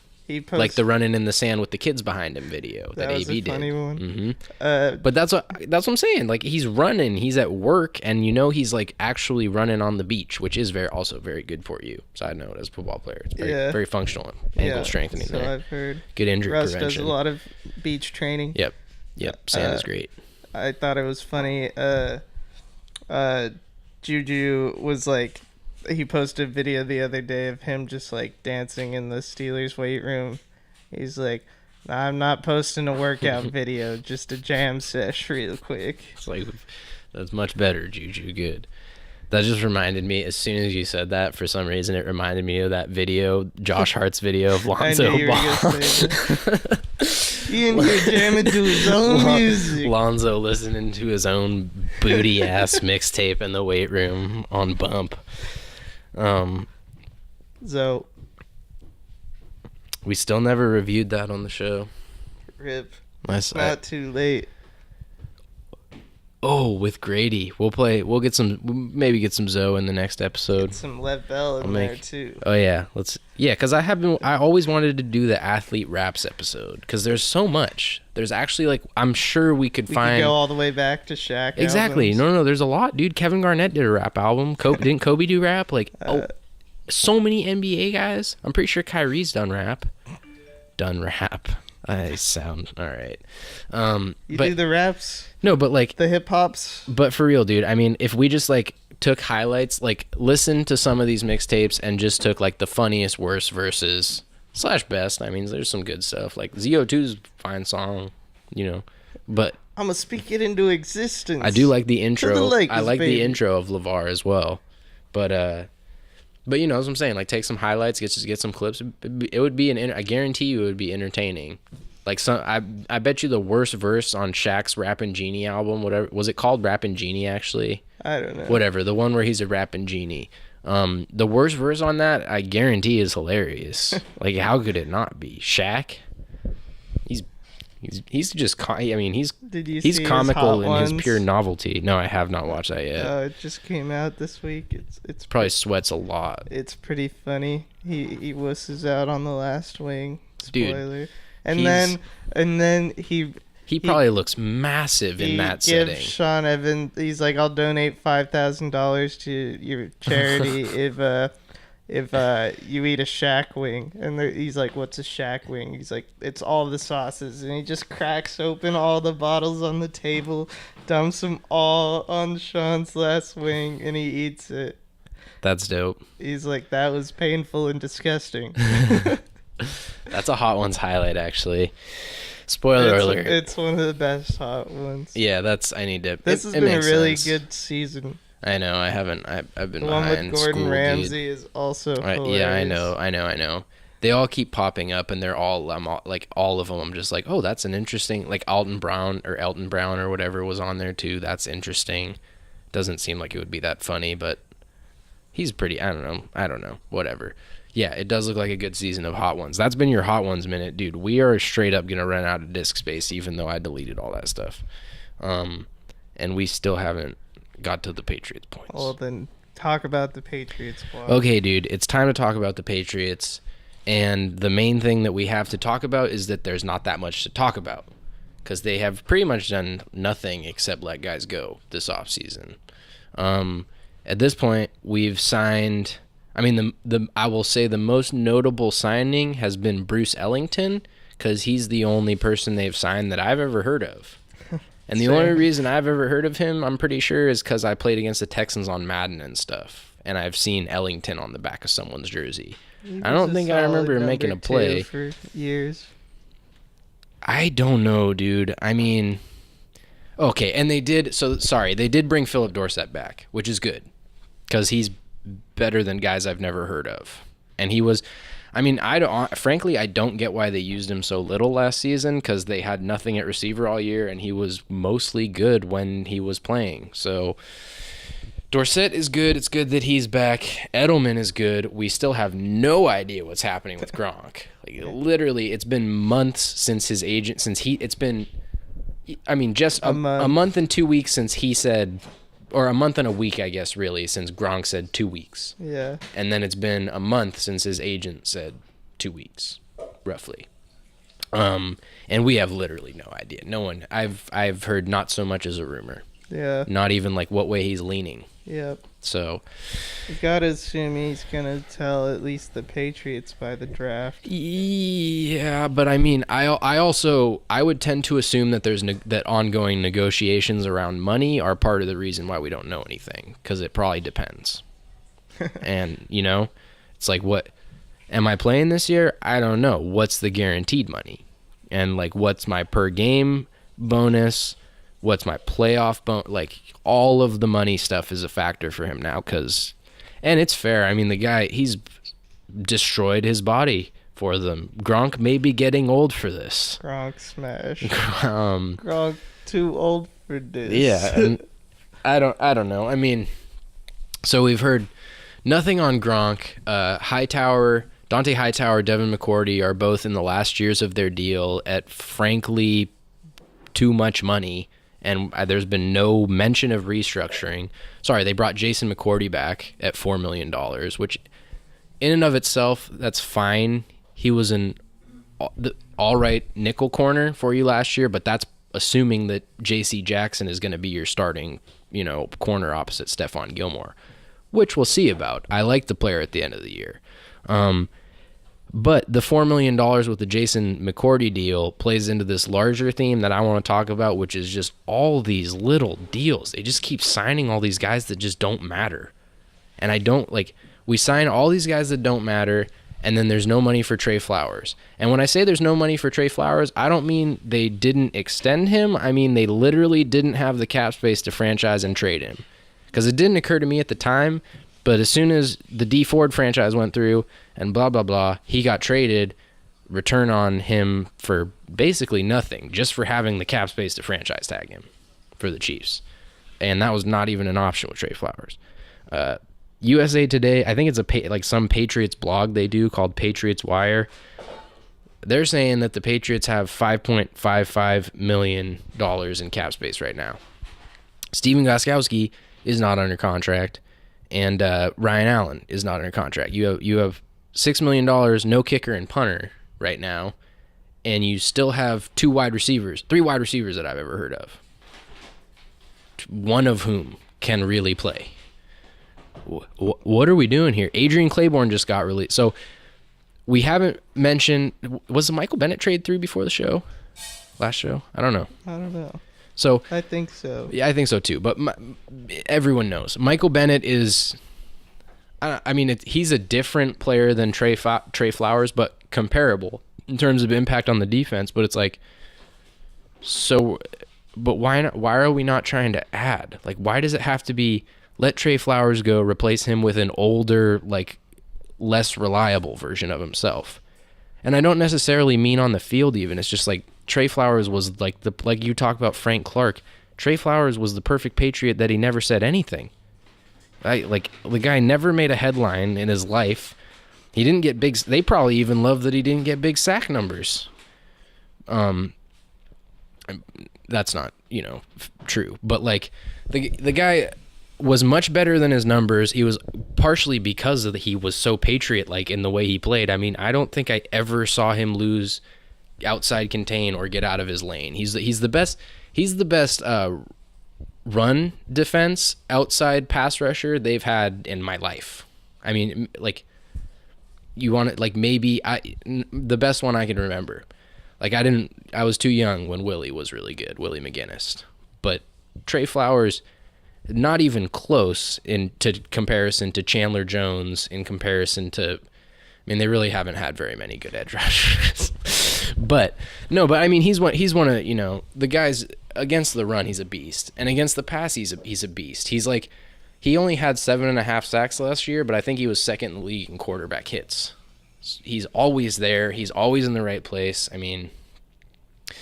Good signing for the Lions, who just, Matt Patricia doesn't know what to do, so he's just bringing in all these Patriots because he knows it worked there. / Seahawks. Justin Coleman is a Patriot. He was with Matt Patricia. Yeah, but they also got Bevel to be their OC. Weird. That's weird. Matt Patricia's just 2014 Super Bowl was my pick. I must remember the 20. He brings Bev in. He's like, hey, remember when you threw it to me? Yeah, I feel good. I'm glad you're here. Anyway. We are brothers. Sort of. But yeah, it's been an extremely underwhelming offseason. Brady is skiing, Belichick's shirtless in Barbados, and there's no good players coming in. And frankly, there's some big questions with the roster for me. There was big questions last year, and I don't just because they won doesn't mean their roster still shouldn't have been way better. Like I said all year, they were probably going to win, but just because everyone else sucked too. Why are they just now content? They're like, well, we can do it this way, so let's do it this way. No, they have a legit, they could win 2 more in a row if they had played everything. And, obviously a lot of things need to go right to win one Super Bowl, much less 2 in a row. But, if they set themselves up right, then there's no question they're the favorite every year until Brady retires. But they're just not doing it. There's not that much talent on the roster. Well, how is that the strategy with a 42-year-old quarterback? Yeah. You know, at this point in his career and your organization's, frankly, the like, your team is not getting better when Brady retires. And frankly, it's not getting better going forward. Like, this is it, or you're setting yourselves up for, like, to be a good team in the future, but they're not doing that. They don't have projects either. They don't. The only coaches they're developing, I mean, McDaniels is there, but Bill's kids are coming up in the coaching program faster than anyone else. I didn't know that. Yes. Steve is like their assistant defensive coordinator this year, I think. That's funny. His oldest son. The other kid's a safeties coach, or the DB's coach. I don't know. I don't even know. Steve might still just be a DB's coach, actually, but they're coming up. But 2 of his kids are on the staff. I don't know. This is how I felt about it last year and pretty much the year before, and they keep winning. So, like, yeah, fine, guys. Okay, fine. Yeah, I get it. You're that good. But why do we have to make it so hard on everybody? Why do I have to have, like, it's hard, Jeremy. Can't just go watching 18 games every year and they all have to be stressful like this. You can't just go and trade for Randy Moss every offseason walk. No, but they could have traded for. I mean, OBJ. I'm not saying they should have, but they could have made comparable offers to either team for OBJ or AB. I'm not saying they should have. I would have been probably pissed if they did, frankly, for like totally different reasons, because that is buying in, but it would have been, I think, a mismanagement of their resources, because they have so many holes that I want them to draft a lot of guys, basically. They have a lot of picks this year, so that's good. But the bad thing is that they haven't really hit on anyone in like 5 years. That's not fair. But it feels like the only good, like really good draft picks they've had have been O-linemen, and everyone else is a free agent that they bring in. Sony. Trey Flowers was. So I guess, man, but he's not that good. He's good, but like, congrats, you got a functional NFL running back. Like, $2 million. He's a first rounder. Like, he's not even saving you money. You know, you bring in a guy off the street to do what he does for $2 million a year, $3 million a year. Trent Richardson from the Birmingham Iron, dude. For John, brother. Absolutely. Okay, I want to illustrate this because I think it makes it clear as day. I just want to look at their roster in terms of cap hits, according to Spot Track, which I have no idea how accurate these sites are, by the way, honestly. But it seems like I've heard Spot Track before. I hear it a lot, and it seems like everyone always has the same numbers, so it's probably not that hard to actually get them right, I would imagine. Anyway, top of the list, no surprise, Tom Brady, $27 million cap hit. That's fine. That's probably still a bargain. That's like third or fourth in the league. Third, I think, at QB, which is, yeah, that's where he should be. Stephon Gilmore, 15. Okay, I'm already starting to question this, you know? Like, you know how I feel about this player. And he is, frankly, right now, he's worth it. That's, top corner money, and he's playing like a top corner. But I do feel like if you're going to pay top corner money, you shouldn't have to limit your defense. And they can't do some stuff because he's limited as a player. But I digress. Devin McCourty is making $14 million. Like, literally, his cap hit... Well, okay, so his base is only 9. So he's making $4 less million than Earl Thomas this year. That's sort of fair, but $14 million for a cap hit for a guy who, like, his redeeming quality is that he doesn't usually tend to give up big plays, but he doesn't make any plays either. He's just there. I mean, I like him. I want him on the team. He's smart, but he's just there for $14 million. Chilling. Gronk's cap hit, $12 million. No idea what's going to happen with that. That doesn't mean anything. Then you get to Dante Hightower at $11 million, who doesn't, frankly, play until the playoffs. I mean, he's on the field, but I thought he was like totally cooked this year. Come to find out in the playoff time that he was just not getting up for him, or I think just dogging it all season because his body's broken. But I mean, his body's definitely broken. He's a big dude, and he's a thumper. Like, he has made his money in his career by throwing himself into offensive linemen very hard. That's always been his best skill, smashing into lines and backs through that. But yeah, Anyway, Marcus Cannon, $7.5 million. I'm fine with that. He's a very solid right tackle. I don't love him, but, pay your tackles. That's fine. He's a great right tackle. Not great. Good. You should probably snag a Fetty, dude. No, see, that's what, that's why I'm fine with paying for that, because he's consistent. That is one thing about him. Since he's kind of, I didn't like him at first when he first got there, but since he's become a starter, he's been solid. He plays well. Doesn't commit penalties a lot.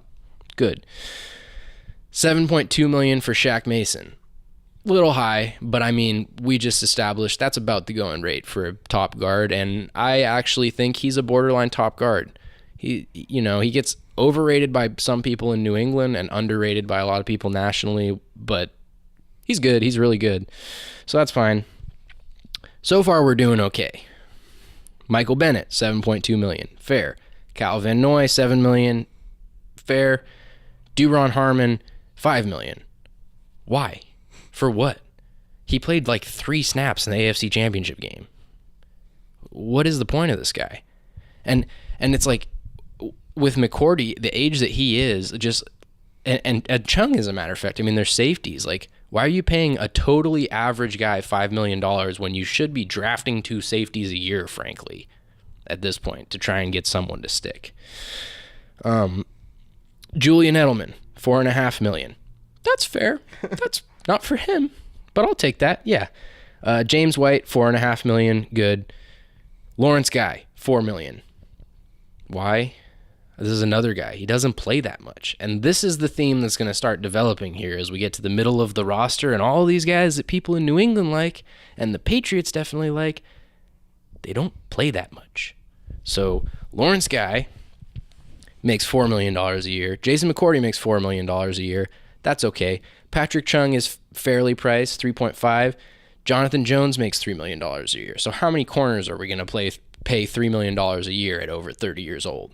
Because we're at 4 right now. All of them. Yeah, all of them. 3, whatever. Anyway, that's too much for him. Brian Hoyer, $3 million. Why? I don't even know why he's there. Like, I mean, because people are like, well, because you know what you're going to get out of him. But yeah, but if Brady gets hurt, it doesn't matter.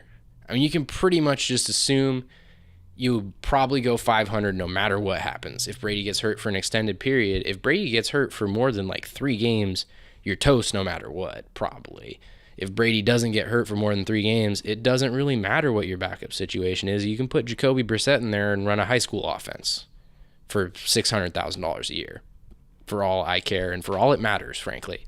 So that's 3 times more than you should be paying for your backup, $3 million for Brian Hoyer. Which brings us to Rex Burkhead at $3 million. You already know how I feel about running backs. You can draft guys. Rex Burkhead at $3 million is useless to me. Which brings me to what? I thought that was a throw clear. Yeah. Okay. Matthew Slater, $3 million. Okay. I don't know what the fair value is for a career special teamer because I only know of like 2 of them in the current NFL. So maybe that's fair, but there's another guy who gets $3 million for playing only in kick coverage, literally only in kick coverage, which was not a strength of your team last year. Next, we come to David Andrews, $2.8 million. Fair. He's a good center. Then Nate Ebner, who also makes $2.8 million a year and also only plays on kick coverage. That's $6 million on kick coverage with just those 2 guys. Literally just on your punt coverage team, $6 million. And we don't have money for Trey Flowers. And they cut Adrian Claiborne a couple days ago, which saves $4 million. So there's $10 million in cap space for Trey Flowers. Like that. And with the 5.5, frankly, right there, that's you're literally right almost there to paying Trey Flowers if you cut 2 special teamers and release Adrian Claiborne on time. It's mind-blowing. And then, and by the way, we're not done with the special teamers. They re-signed Brandon Bolden, for Christ's sake. From Nate Ebner, we go to Isaiah Wynn on his rookie deal. I mean, he's about to be your starting left tackle probably, so we'll see how that goes. It's either going to be a great value or your season's in trouble, basically. Brady won't survive. Yeah, exactly. So that's a concern for me. Joe Tooney is $2.2 million rookie deal. He's a good player. That's solid. Sony Michel rookie deal, fine. A Landon Roberts for $2 million, which I think is the last year of his rookie deal, but why? Like, why is he still there? Every time he gets on the field, he only does bad things. So why don't we have a 6th rounder in that roster spot? Like, replace, get a special. He doesn't play special teams. Why don't you get a 6th rounder who can play special teams, that can run around on the field when you need an extra guy to run around on the field? Because that's all Landon Roberts does. Maybe with one hand. He occasionally hits people, but it's just when he gets lucky, he literally just runs as fast as he can. Like, they loved how fast he was when he first got there, but he's really undersized, so I'm like, okay, good, you're fast, like you should be, you're tiny. But they loved how fast he was, but literally his like discipline is so bad that all that translates to is that he's farther out of position, because he just really quickly runs 5 yards past the play. It's like, okay, great, dude, now you use your speed to recover, because you definitely don't use it to close. I digress. Josh Gordon, $2 million. That's about as useless. $2 million. Like, what is the? I mean, we can make the risk reward argument, but what are the chances? Come on. And like, even if so, can we not figure that out when he gets out? Like, cut him and sign him later. He obviously loves the team with his entire heart. It's like them winning the Super Bowl is the greatest achievement of his life, and he wasn't even on the team at that point. Yes. Like, so cut him. And then we get to Brandon King, who is a safety on a rookie deal, only plays special teams at $1.3 million. Why? With all these special teamers. Oh, I'm sorry. Sorry, my bad. I skipped Brandon Bolden at $1.7 million, who they just signed. Like, we're at $10 million, $8-9 million in special teamers right now. And when I say special teamers, I don't mean like your 5th DB who like only mostly gets on the field for punt coverage. I mean guys that literally do not see the field on offense or defense ever. Like, Brandon King might have had 4 or 5 snaps all of last season. Really? You're telling me that you can't find, like, I don't know. I have a hard time believing that, like, we get down to Duke Dawson, who's a corner they drafted a couple years ago and liked. And now we're starting to get into, like, right around the veteran minimum money. These are, like, the guys who are only making $1 million. I mean, there's an argument for James Devlin at 1.6. You don't need to pay the fullback 1.6. And I love Devlin. I'm probably his biggest fan, to be honest. I've been tooting his horn since way before Sony Michel started following him through highway-sized holes. But you don't need to pay a fullback 1.7.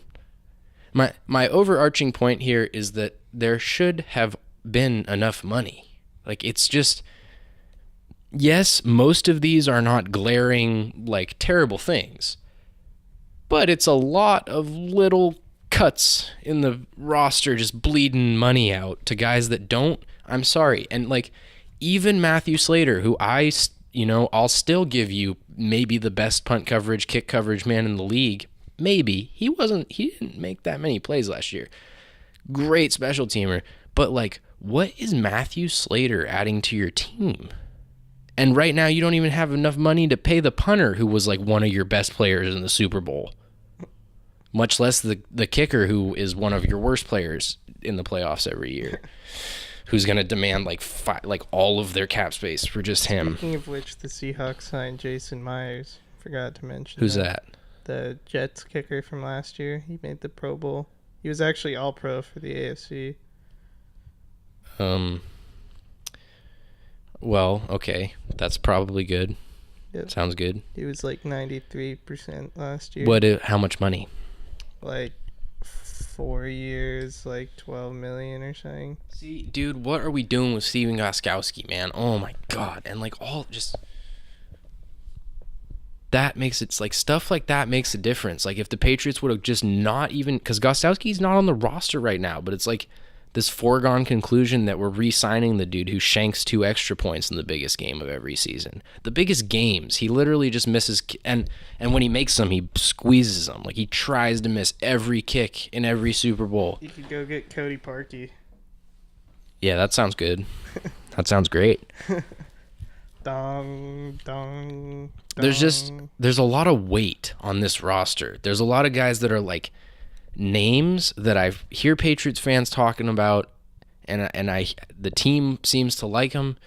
And then I just watch the games and I'm like, that guy's on the field. And then there's never like, oh, nice play by him. Like I try to pay real attention when I watch the Patriots, and I notice, like, I don't need you to be making sacks for me to like you. I noticed Malcolm Butler in the preseason because he was around the ball. Just like, oh, this guy's a nose for the ball. He's getting beat sometimes, and he was giving up some catches, but he's a good tackler, and he always seemed to be around the play. These guys don't even get on the field, so they don't even have that opportunity, which there's holes in the roster,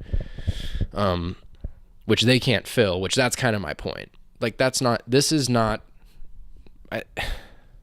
there might be a reason why everyone in the NFL doesn't do it this way. Like, literally everyone else except for them doesn't do this with their special teams, because it doesn't change anything. Again, they had like, I should have got the stat because I knew this was going to come up, but they were, bottom third of the league in kick coverage last year with guaranteed. I mean, God, it would be brutally painful to figure out like all the teams, like top 11 special teams kick coverage snaps guys, and then get their salaries. But I guarantee the Patriots have the highest pay, unless other teams have like position players that play a lot in coverage. I mean, like McCourty plays on punt coverage, so there's 14 million. But then I would say, take the top 11 special teamers and then subtract guys that are in the top 11 for defensive snaps, and let's find out what just these core special teamers are getting paid. And I would be surprised, frankly, if most teams have more than like a couple guys that aren't just like young guys they're trying to bring up in the system. The Patriots are signing these guys. Like, Brandon Bolden is back. And by the way, it's not like you're paying, okay.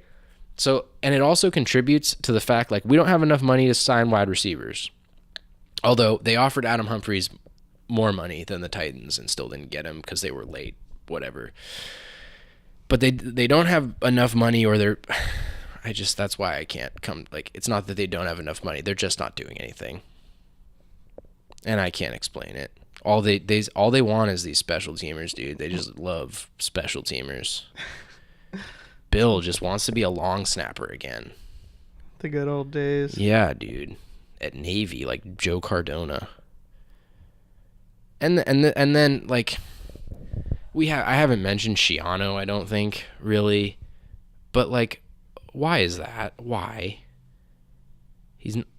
What is he adding to the program? It's Bill's defense. You bring in an old codger. Yeah, like, what is the point of not finding someone with potential for that spot? Because when like ultimate, like, they're just Bill puppets. Yeah, but get one with potential, like Flores. Look, Flores worked great because in the beginning of the season, that was the plan. They were like, well, we like Brian, we'll just put him in there, and ultimately he's just going to be another voice in the headset. But it was Bill's defense. But by the end of the year, they were doing stuff that was not Bill. Myself and others deduce that was Flores' impact on the defense, but that wasn't the plan. Like, he wasn't going to be. They weren't going to call him the defensive coordinator. He was going to be the defensive coach. Patriots defensive coach, Brian Flores. And then he ended up, taking control of the defense. Well, yes, coordinating. And like, what's the harm? Just what's the harm in leaning towards like potential? It's cheaper to go young. It lasts longer. Frankly, the old guys, they're not, it's not like, and that's the most painful thing, is they're not even like making up for it in talent. It's not like they're signing and like using old guys that are just like, they're really good, but they only have a couple more years, and they're like, well, these guys will flame out, but Brady will flame out at some point too, so maybe we'll win in the meantime. No, they're just like bringing in old guys who are not better than young guys. They just like, I like him. Give him $1.5 million. How many good locker room guys do you need? And like rugby and lacrosse players that can tackle. They win championships. And that's the frustrating thing, dude. It's like, you should probably be a Browns fan. Frustrating is obviously the wrong word for it, but it does make it really weird, because I don't want to be a honky in Bill We Trust fan, but they don't leave you that much of a choice because every single year they're like, you were stupid, you thought we were wrong, we won another Super Bowl. I'm like, yeah, you're right, you know more about football than me, Bill. But fuck you, Bill. I don't feel that strongly about it. Just because you have that great body and I don't, you think you're better than me? He does have a great beach bod right now. Barbados Bill. Man, Ableton, at Ableton Live Corporation, you guys don't have any concept of how much recording time is left available. We've been on 27 minutes for like 27 minutes right now. I've been scared this whole time. Every time I open up a browser page, I'm like, oh yeah, we're not recording anymore. But we are. Good. I don't know. I mean, that's pretty much all I got, dude.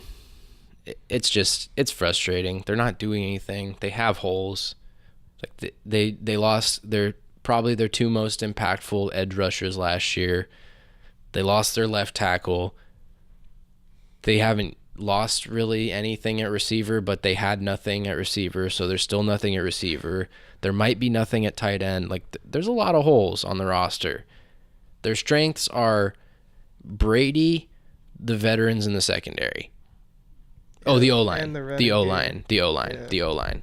Which I chalk the running game up to the O-line like 90%, 75% at least. I've with the exception of James White, I feel like the running backs are totally regular, and James White's really only above average in the passing game. So you're right. As a matter of fact, as a matter of fact, I think the O-line might be the strength of the team right now.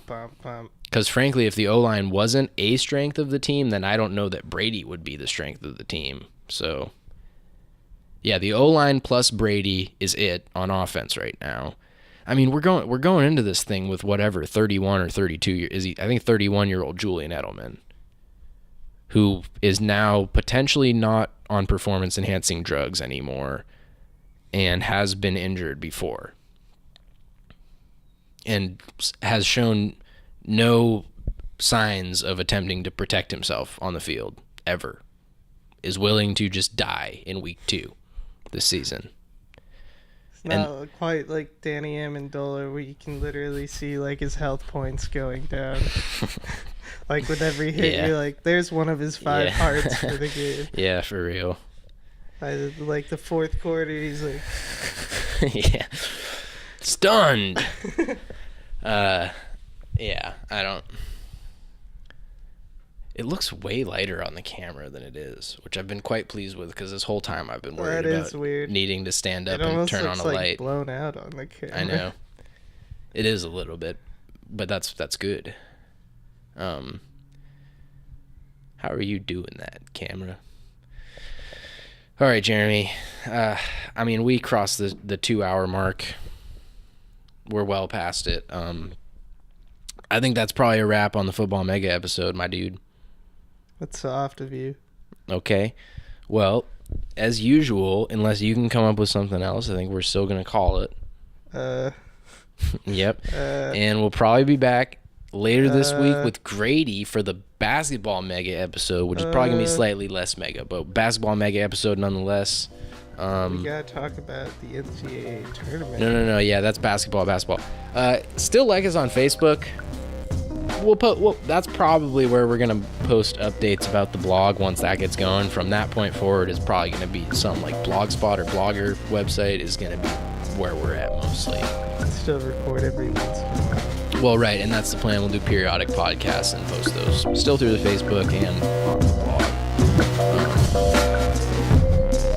Yeah, so like us on Facebook, still subscribe to YouTube, all that good stuff. Episode 35, Thrown from the One, we out. Podcast.